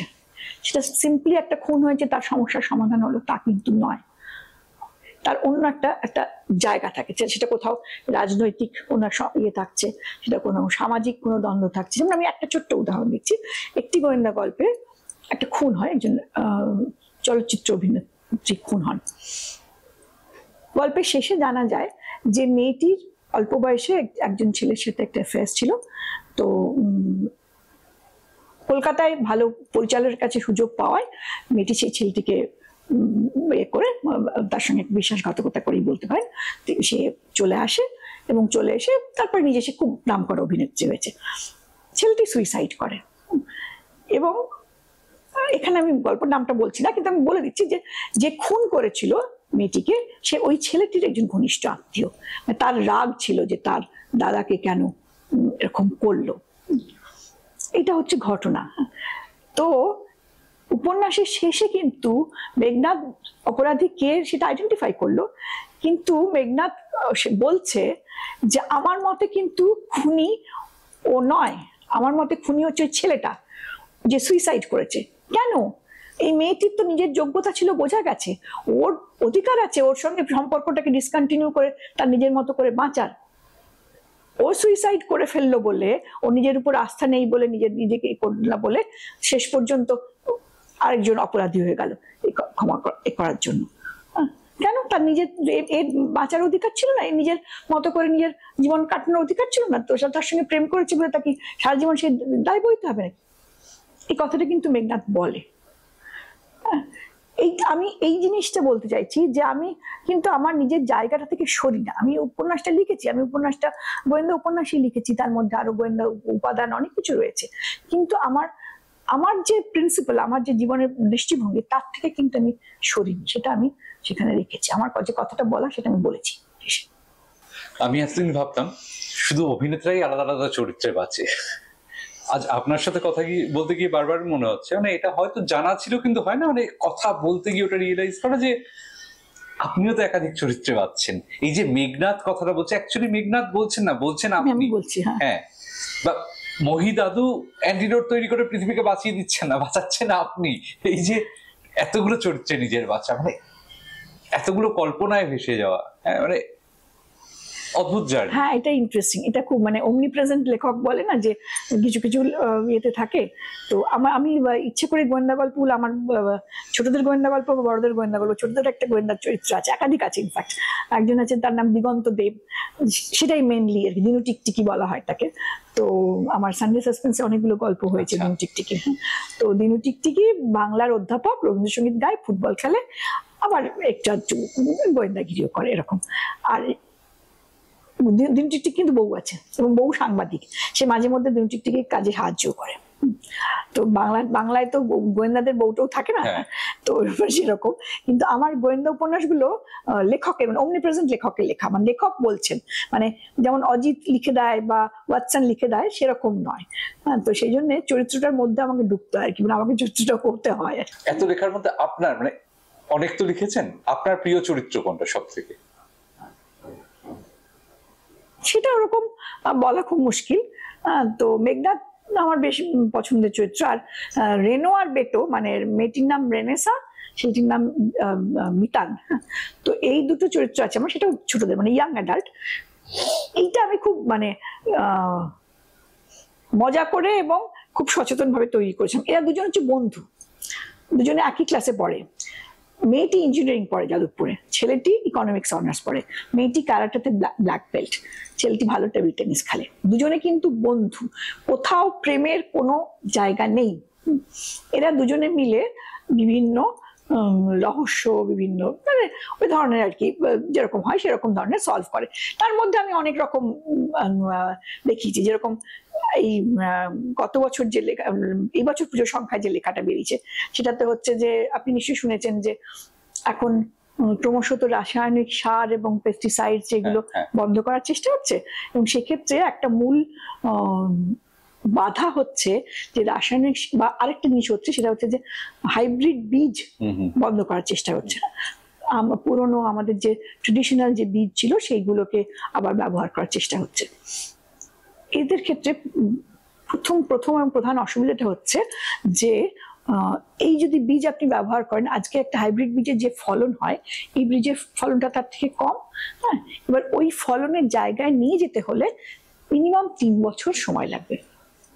এবার এই 3 বছর একজন চাষির পক্ষে দেওয়া তো মুশকিল, 3 বছর তাকে করা, সেই জন্য এটা নিয়ে একটা সমস্যা চলছে। এইটা কিন্তু আমার গল্পের বিষয়, মানে এরকম একটা ধানের বীজ পাওয়া গেছে যেটা 3 বছর লাগবে না, কেমিক্যাল সার ছাড়া সেটা হবে, এবং মাল্টিন্যাশনাল কোম্পানিরা সেই বীজটা যাতে বাজারে না আসে তার চেষ্টা করছে। এবং একজন কাপল, তারা বৈজ্ঞানিক, তারা ওই ধানটা নিয়ে এক্সপেরিমেন্ট করছে। এইটা হচ্ছে গল্প, এবং রেনো আর বেটো তাদের মাসি এবং মেশো যারা এটা নিয়ে চেষ্টা করছে তাদের বাঁচানোর এই হচ্ছে গল্প। আপনার তো একটা বয়স হয়েছে, সেরকম বলতে নেই, তাও বলছি। হ্যাঁ, যথেষ্টই। কিন্তু এই যে রেনো বেটো, যারা মেবি 18, 19, 20 বছর বয়স, ওই সময়টা আপনি কি করে পৌঁছে যান, মানে ওরা কিভাবে রিয়াক্ট করে, ওরা কিভাবে দেখছে সমাজটাকে, সেটা আপনি কি করে দেখেন? এটা খানিকটা হয় আমার মেয়ে, যেহেতু মেয়ে ম্যানেজমেন্ট পড়ছে, ও 22-23 বছর বয়স, হ্যাঁ, তো ওর এবং ওর বন্ধুদের আমি খুব ভালো করে অবজার্ভ করি। ওরা কথা বলে কিরকম করে, ওদের কি ধরনের টার্মস ব্যবহার করে, কিরকম এক্সপ্রেশন হয়, সেইগুলো আমি বেশ ওদের না বুঝতে দিয়েই মন দিয়ে দেখি। ফোনে যখন কথা বলছে, হ্যাঁ, তখন কি ধরনের শব্দ ব্যবহার করছে। আমরা আমাদের অল্প বয়সে এক ধরনের শব্দ ব্যবহার করতাম, ওরা কিন্তু অন্যরকম শব্দ ব্যবহার করে। তো এইগুলো এটা হেল্প করে। One second, observation. আজকে আপনি ইন্টারভিউ দিচ্ছেন, আজকে বেসিক্যালি আপনার সিটটা চেঞ্জ হয়ে গেছে, আপনি সবসময় এ পক্ষে বসেন। আপনার এ পক্ষে বসার এক্সপিরিয়েন্স যদি আপনি বলেন, আপনি নিজে তো প্রচুর ইন্টারভিউ করেছেন, আপনার বোধহয় 31টা ইন্টারভিউ নিয়ে একটা বই বেরিয়েছে। হ্যাঁ, 31টা ইন্টারভিউ নিয়ে একটা বই বেরিয়েছে, সেটার নাম কথা, কফি ও কলম। সেটা বৈচিত্র্য বলে একটি প্রকাশনী সংস্থা তারা বার করেছে। তো ইন্টারভিউ বহু নিয়েছি, মানে এটা বেশ মজাদার ব্যাপার ছিল। মানে একটা সময় এরকম হয়েছিল যে যখন আমি আর রিপোর্টিং করছি না, তখন মূলত প্রডিউসারের কাজই করছি, তখনও এরকম হয়েছে যে একটা ইন্টারভিউ নিতে হবে, সেটা এমনি রিপোর্টারকে পাঠালে হয়তো অসুবিধা হবে, তাহলে দীপানিতা তুমি যাও, এটা করে নিস। এরকম অভিজ্ঞতা আমার বহু হয়েছে। তো আমি প্রথমে একটু সত্যজিতের ইন্টারভিউটার কথা বলি। আপনি সত্যজিতের ইন্টারভিউ? হ্যাঁ, সত্যজিতের একটা ইন্টারভিউ নিয়েছিলাম, সেটা ওখানে আছে, যদিও তখন আমি চাকরি করি না, তখন আমি ফ্রিল্যান্সিং করি, কলেজে পড়ি। তো বিশ্ববিদ্যালয়ে মানে মাস্টার্স ডিগ্রি করছিলাম তখন। তো একটি কাগজে, মানে খুব বড় দৈনিক, তারা একটা লেখা আমাকে লিখতে বলেছিল যে কলকাতা শহর একটা চরিত্র হয়ে আসছে ছবিতে, এরকম বিষয় নিয়ে। তাতে মৃণাল সেনের একটা ইন্টারভিউ করতে হবে, আর সত্যজিতের একটা ইন্টারভিউ করতে হবে, আর ঋত্বিক ঘটকের ইন্টারভিউ করতেও তখন মারা গেছেন, ইন্টারভিউ করা হবে, তিনজনের ইন্টারভিউ করে একটা লেখা লিখতে হবে। এটা নিয়ে কোনো মুভি হয়েছে? একজন কলকাতা নাকি না, অঞ্জন দত্তর বোধহয় একই রকম শুরুটা ছিল, মৃণাল সেনের ইন্টারভিউ নিতে গিয়ে। আচ্ছা, হ্যাঁ, তারপরে তো নিয়ে এবার সত্যজিতের ইন্টারভিউ, না ঠিক আছে, আমাকে বলে দিয়েছে, আমি তখন আমার কোনো খুব একটা বিয়ে নেই, ধারণাও নেই। তো যাই হোক, আমাদের সেই বিশাল ফোনের গাইড বুক থাকতো, সেখান থেকে তো সত্যজিতের ফোন নাম্বার বার করেছি এবং দেখলাম যে হোচিমিন শহরেতে থাকেন। তো আমি ফোন করলাম, নিয়ে ফোন করে তাতে ভীষণ জলদগম্ভীর শহরে বাড়িটোর বয়সে উনি বললেন যে উনি খুব ব্যস্ত, উনি ইন্টারভিউ দিতে পারবেন না। ফোন তো রেখে দিলেন। আমার তো মানে বাঙাল না হয়, বাঙালি যে যাচ্ছে খুব, আমি ঠিকানা খুঁজে খুঁজে চলে গেছি একদিন সকালবেলা, নিয়ে তো দোতলায় উঠে বেল বাজিয়েছি, তো উনি দরজাটা খুলেছেন। তারপরে আমাকে বললেন যে এরকম কি ব্যাপার। তা আমি বললাম যে এরকম একটা বিষয়, এইটার জন্য আমি একটা ইন্টারভিউ করতে এসেছি। ভীষণ ভদ্রলোক তো। তো উনি বললেন যে আমি তো ইন্টারভিউ দেবো না, কারণ এখন আমি খুব ব্যস্ত। আপনি যদি আমাকে ফোন করে আসতেন, তাহলে আমি তখনই বলে দিতাম যে আমি ইন্টারভিউ দিতে পারবো না। আমি তো মনে ভাবছি ফোন তো আমি করেছি, যাই হোক। এবার এখন ফোনটা ঠকাস করে নামিয়ে দেওয়া যায়, মুখের উপর একটা মেয়ে দাঁড়িয়ে থাকলে তো তাকে তো আর ঢাকা দিয়ে বার করে যাচ্ছে না। হ্যাঁ, তাহলে আমি তো অনুনয় বিনয় করেই যাচ্ছি, আর উনিও বলে যাচ্ছেন যে না, একইভাবে না, ভদ্রভাবেই যে না, আমি যেতে পারবো না। তো একটা সময় আমার মনে হলো যে হবে না, হ্যাঁ ভাবনি। তো যাই হোক, প্রায় মানে হতাশ হয়ে আর কি, আমি শেষ পর্যন্ত ওকে বললাম যে দেখুন, আমি জানি আপনি খুব ব্যস্ত, আপনার পক্ষে সেটাই খুব স্বাভাবিক যে আপনি ব্যস্ত থাকবেন, কিন্তু মুশকিল হচ্ছে যে আমি যখন আমার এডিটরকে গিয়ে বলবো যে উনি ব্যস্ত ছিলেন বলে আমি ইন্টারভিউটা নিতে পারিনি, হ্যাঁ, তখন সেটা আমার ব্যর্থতা বলে গণ্য হবে। আমি তো প্রথম কেরিয়ার শুরু করতে যাচ্ছি, আমার পক্ষে এটা খুব অসুবিধাজনক হয়ে যাবে। উনি বোধহয় ঠিক এরকম ধরনের কথাবার্তা প্রত্যাশা করেননি। উনি আমার দিকে তাকিয়ে দেখলেন, তারপরে বললেন, তাই বলুন আপনি বলছেন, এমন একটা কথা বলো না তোমরা, হ্যাঁ যাই এসো এসো ভেতরে এসো। গেলাম ভেতরে, এবং বেশ 5 মিনিটের জন্য বলেছিলেন, কিন্তু বেশ আধ ঘন্টা ধরে চমৎকার একটি ইন্টারভিউ দিলেন। কেন মহানগরে কলকাতা কিভাবে এসছে, আরো বিভিন্ন ছবিতে, খুব সুন্দর ইন্টারভিউ দিলেন, চা খাওয়ালেন, লিফট পর্যন্ত এগিয়ে দিলেন। মানে লাইফ টাইম এক্সপিরিয়েন্স একটা ভীষণ। একটা ছোট্ট পত্রিকা ছিল মনোরমা আলোকপাত বলে, মিত্রদের, এলাহাবাদের মিত্র কোম্পানি ওদের, হ্যাঁ, সেখানে চাকরি চাইতে গেছি প্র্যাকটিক্যালি, হ্যাঁ, যে চাকরি করো। তাদের রমাপ্রসাদ ঘোষাল বলে একজন ভদ্রলোক ছিলেন, তিনি মারা গেছেন। তিনি আমাকে বললেন যে হ্যাঁ, সাংবাদিকতা চাকরি করতে এসছো, ভালো কথা, আচ্ছা ঠিক আছে, তুমি একটা জ্যোতি বসুর ইন্টারভিউ করে নিয়ে এসো, তারপর যদি করে আনতে পারো তাহলে তোমার চাকরিটা হবে। ভাবুন, হ্যাঁ, তখনও এমএ পাশ করে গেছি মানে, হ্যাঁ। তো জ্যোতি বসুর ইন্টারভিউ, হ্যাঁ, মানে আমি কিন্তু কিছুই ভাবিনি। জ্যোতি বসুর ইন্টারভিউ করতে তো মানুষই তো, হ্যাঁ, জ্যোতি বসু ইন্টারভিউ করতে বলছে, আমি জ্যোতি বসু ইন্টারভিউ করতে চলে গেছি। হ্যাঁ, মানে আজকের দিনে হলে আমি মানে হেসে ফেলতাম, কিন্তু তখন তো জানি না ব্যাপারটা। হ্যাঁ, তো ঠিক আছে, এবার রাইটার্সে ঢুকেছিলাম কি করে জানি না, মানে তখনও খুবই ছেলে মানুষ পড়ুয়া টাইপের দেখতেছিলাম বলে বোধহয় রাইটার্সের গেট দিয়ে ঢুকতে পেরেছিলাম, ঢুকে চলে গেছি ডিপার্টমেন্টে।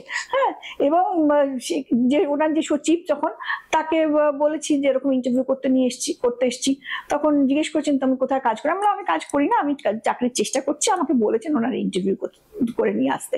ভদ্রলোক নিশ্চয়ই মনে মনে প্রচন্ড কেসেছিলেন। যাই হোক, তো তিনি বললেন যে এরকম না, এখন তো হবে না, উনি ব্যস্ত আছেন ইত্যাদি প্রভৃতি, আপনি পরে আসুন। মানে আমি 2-3 দিন কিন্তু ওটা চেষ্টা করলাম, তারপরে আমি বুঝলাম যে ওটা মানে উনি বলে দিলেন যে হবে না, দেবে না। তখন আমি খুব হতাশ হয়ে ফিরে এলাম। ফিরে এসে আমি তার কিছু করলাম, চাকরিটা তো আমার হবেই না। আমি গেলাম আবার ওনার অফিসে, আমি ওই রামপ্রসাদ ঘোষালকে বললাম যে এরকম আমি ইন্টারভিউটা করতে পারি না। বললো বসুন, কবে জয়েন করবেন? তা আমি কবে জয়েন করবো শুনে আমি বললাম আমি কিন্তু ইন্টারভিউটা করতে পারিনি। হ্যাঁ, তো বললাম আমি জানি তো ইন্টারভিউটা করতে পারিনি। হ্যাঁ, তো আপনি যে রাইটার্সে ওই পর্যন্ত পৌঁছেছিলেন, তাতেই আমি বুঝে গেছি যে আপনি সাংবাদিক হতে পারবেন, বাকি আর কিছু দরকার নেই। তো সেইটা হচ্ছে ব্যাপার আর কি, মানে ওই যে ইন্টারভিউ করতে হবে, মানে করতে হবে, যেতে হবে, তারপর দেখা যাক কি করে হয় আর কি। মানে এটা কি একটা ভালো গুণ যে মানে সবারই কি হওয়া উচিত যে আমি ভাবলামই না, মানে কাজটা বলেছে আমি জাস্ট চাপিয়ে পড়লাম একটা, মানে আগে থেকে যদি আমি ভেবে নিই যে আমি নাও করতে পারি, তাহলে কিন্তু হওয়া মুশকিল আছে। Exactly. হ্যাঁ, সাংবাদিকতার ক্ষেত্রে বিশেষ করে এটা করতেই হবে যে হ্যাঁ আমাকে করতেই হবে, এইটা না থাকলে একটু সাংবাদিক হওয়া মুশকিল আছে আর কি। এরকম কোনো ঘটনা বলুন না দিদি, যে একটা এরকম ইন্টেন্স সিচুয়েশনে পড়ে গেছেন যেখান থেকে হয়তো সাংবাদিক জীবনে আর কি বলছি। একবার হয়েছিল, সেটা তখন ইলেকশনের সময়। হ্যাঁ, সেটা হচ্ছে 2001-এর ইলেকশন। 2001-এর ইলেকশনে আমি তখন ইটিভিতে কাজ করি, তখন ফুল ফ্লেজে রিপোর্টিং করি আর কি। অনির্বাণ চৌধুরী আমাদের বস ছিলেন। তো ইলেকশনের দিন ওটাতে দুটো খুব সাংঘাতিক ইনসিডেন্ট হয়েছিল। ইলেকশনের দিন তো বেরিয়েছি গাড়ি নিয়ে, হ্যাঁ, নিয়ে বেলেঘাটার ওখানে প্রচন্ড বোম পড়ছে, বুঝলেন তো। হ্যাঁ, এবার আমি তো গাড়িটা মানে কোন দরজাটা খুলে লাফ মেরে বেরিয়েছি বুমটা নিয়ে, ক্যামেরাম্যান পেছন পেছন ছুটছি আর কিছু না। তো যাই হোক, ছবি টবি তোলা হয়েছে, করে হয়েছে, মানে যেরকম ভাবে বোম পড়ছে, মানে আমি কিন্তু দিক বিদিক ভাবিনি যে ওটা কি হচ্ছে। আমি ফিরে আসার পর ড্রাইভার বলছে আমাকে যে मैंने तो सोचा দিদি আজ গেই, মানে যে কোনো সময় আর কি বোমাবাজিতে হয়ে যেতে পারতাম। তো কিন্তু ওটা ভাবিনি আর কি, ওটা করে আনতে হবে, ওটা একটা ছবি তোলার মতো একটা সিচুয়েশন তৈরি হচ্ছে, ওটা আমাকে তুলতে হবে। হ্যাঁ, এইটা ইয়ে ছিল। আর ওইটাতেই আরেকটা সাংঘাতিক হয়েছিল, সেটার জন্য আমি অনির্বাণ চৌধুরীর কাছে খুব কৃতজ্ঞ। যেদিন রেজাল্ট বেরোলো সেদিন, তার আগে আমি কোনোদিন ওই রেজাল্টটা কিভাবে হবে, তার যে প্রসিডিওর, সেটা বসা, এটা কোনোদিন করিনি। সকালবেলা আমি গিয়ে দেখলাম যে আমাদের একটা স্টুডিও হয়েছিল স্টেটসম্যান অফিসে, সেখানে লাইভ টেলিকাস্ট হবে, তাতে অনেক বড় বড় সাংবাদিক আরো অনেকে এসেছিলেন।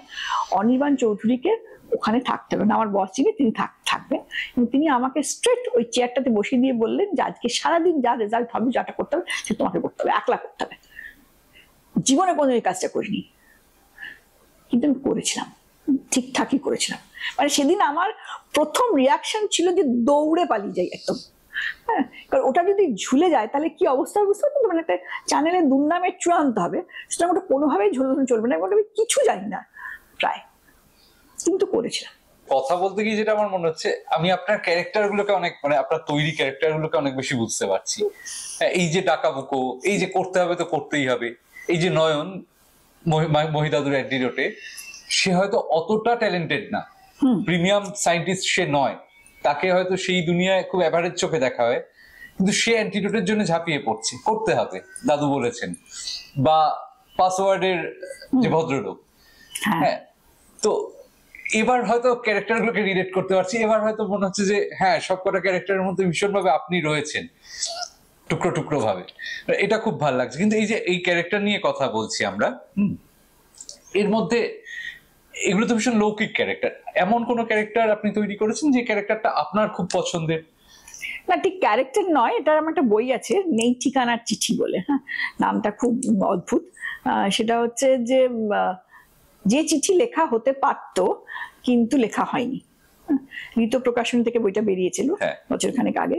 সেটা হচ্ছে যে মানে মানে ধরে নিন আপনি ব্যোমকেশ সত্যবতীকে একটা প্রেমপত্র লিখলো, বা কাজল তার বাবাকে মানে অপুকে একটা চিঠি লিখছে, বা ধরুন দেবী চৌধুরানী ভবানী পাঠককে একটা চিঠি লিখছে। তো এরকম এরকম অনেকগুলো চিঠি আছে আর কি।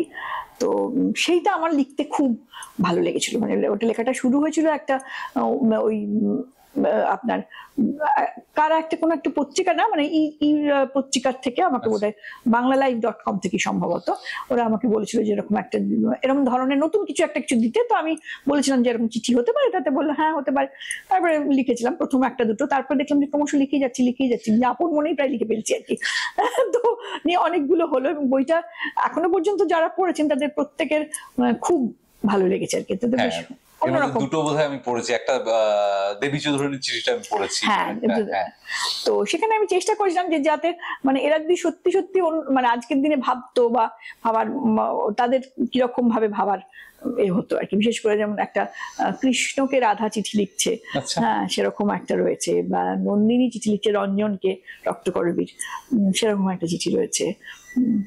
এরকম ধরনের এই ক্যারেক্টারটা হয়ে সেই জায়গায় তার মতো করে ভেবে তারপরে আপনাকে লিখতে হচ্ছে। হ্যাঁ, এবং যেটা ইন্টারেস্টিংলি করেছিলাম সেটা হচ্ছে যে ভাষাটাও বদলে বদলে দিয়েছিলাম। মানে যখন ব্যোমকেশ সত্যবতীকে চিঠি লিখছে তখন শরদিন্দু যেরকম ভাষায় সেরকম ভাষায় লেখা, যখন কাজল অপুকে চিঠি লিখতাম বিভূতিভূষণ যেরকম ভাবে লিখছেন সেরকম ভাবে লেখা, এবং অনেকটা ছেলে মানুষ ছেলে মানুষ বাচ্চার ইয়ে করে। হ্যাঁ, আবার রঞ্জন যখন লিখছেন তখন রক্তকরবীটা যে ধরনের ভাষায় লিখছেন, মানে চেষ্টা করেছি ভাষাগুলো প্রত্যেকটা বদলে বদলে বদলে বদলে। পড়তেও তো প্রচুর হয়েছে।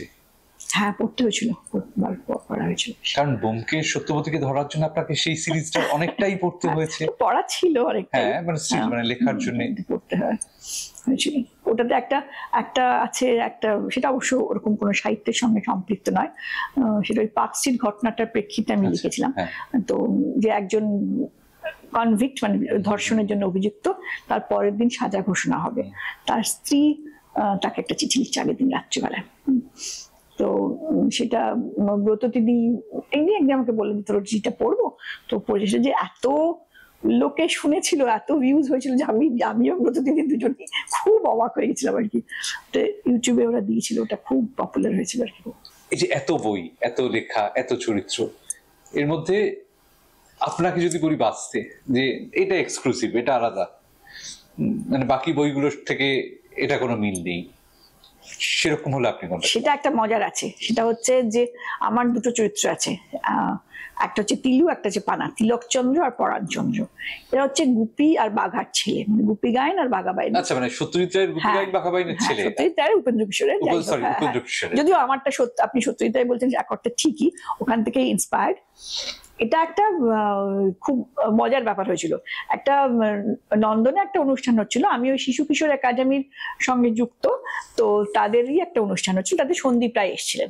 এবার তাকে সমস্ত বাচ্চারা বলছে যে কাকু ফেলুদা করছো না কেন, কাকু অমুক করছো না কেন, তমুক করছো না, এরকম যেরকম বলে, কাকু গুপি গায়েন বাঘা বাইন করছো না কেন, হ্যাঁ একটা বাচ্চা বলেছে। তো সন্দীপ রায় খুব দুঃখের সঙ্গে বললেন, বাবু কি করে করবো, দুজনেই যে মরে গেল, হ্যাঁ আর গুপি গায়েন বাঘা বাইন অন্য লোককে দিয়ে করা যাবে না, কেউ নেবে না রে, তোরাই দেখবি না। হ্যাঁ, তো সেইটা শুনে আমার মনে হলো যে গুপি গায়েন বাঘা বাইন তো সত্যি করা যাবে না, কিন্তু গুপি গায়েন বাঘা বাইন তো একটা করে ছেলে ছিল, আর আছে পোলাপান একখান কচি তারা কথা ফোটে নাই, এটা তো হীরক রাজার দেশে বলেছে।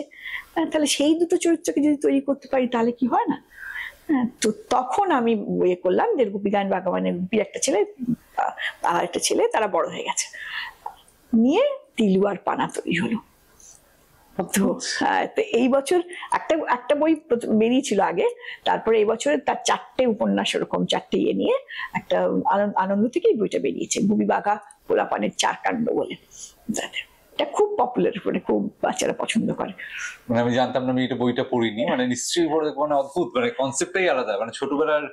হ্যাঁ, এবং এটা ভীষণ রকম মানে রূপকথার ঢঙে যেভাবে গুপি গায়েন বাঘা বাইন বা হীরক রাজার দেশের গল্প যেভাবে বলা হয়েছে, যার জন্য আমি বললাম সত্যজিৎ রায় আর কি, যেভাবে বলা হয়েছে সেটা ঠিক রূপকথার ঢঙেই বলা, কিন্তু তার মধ্যে সত্যজিৎ রায় তো নানান তার নিজের মেসেজটা ঢুকিয়েছেন, আমিও সেটাই চেষ্টা করছি সেভাবে লেখার। খুব ভালো লাগলো দিদি আপনার সাথে কথা বলে, খুব মজা পেলাম, অনেক কিছু শিখলাম। আপনি বলুন আপনার কেমন লাগলো, কারণ আমাদের পডকাস্ট একদম নতুন, আমি নিজে কখনো এরকম প্রশ্ন করব বসবোই আসলে ভাবিনি। কিন্তু ওই যেটা শুরুতেই বললাম যে কিছু কথা থেকে যাওয়া দরকার, মানে সেই জায়গা থেকে। না, আমার খুব ভালো লাগলো, কারণ আমিও সেই অর্থে পডকাস্টে কখনো আসিনি। আর এতটা বিস্তারিতভাবে নিজের লেখা সম্বন্ধে বলা, সেটা নিজের কাছে খুব ভালো লাগে। আর প্রশ্নগুলো খুব ভালো হয়েছিল বলে অনেকটা বলতে, মানে আমার বলতেও সুবিধা হয়েছে। বিভিন্ন জিনিস যেগুলো আমি হয়তো নিজেও মানে বলবো ভাবিনি, বা বলা ওরকম ভাবে তো বলা যায় না, প্রশ্নটা যেরকম ভাবে আসবে সেই অনুযায়ী বলতে হয়। যে লেখা সম্বন্ধে, বিশেষ করে বড়দের লেখা সম্বন্ধে আপনি যে প্রশ্নগুলো করেছেন, সেগুলো আমার খুব ইন্টারেস্টিং লেগেছে এবং ভালো লেগেছে, বলতেও খুব ভালো লেগেছে। থ্যাংক ইউ দিদি, অনেক ধন্যবাদ।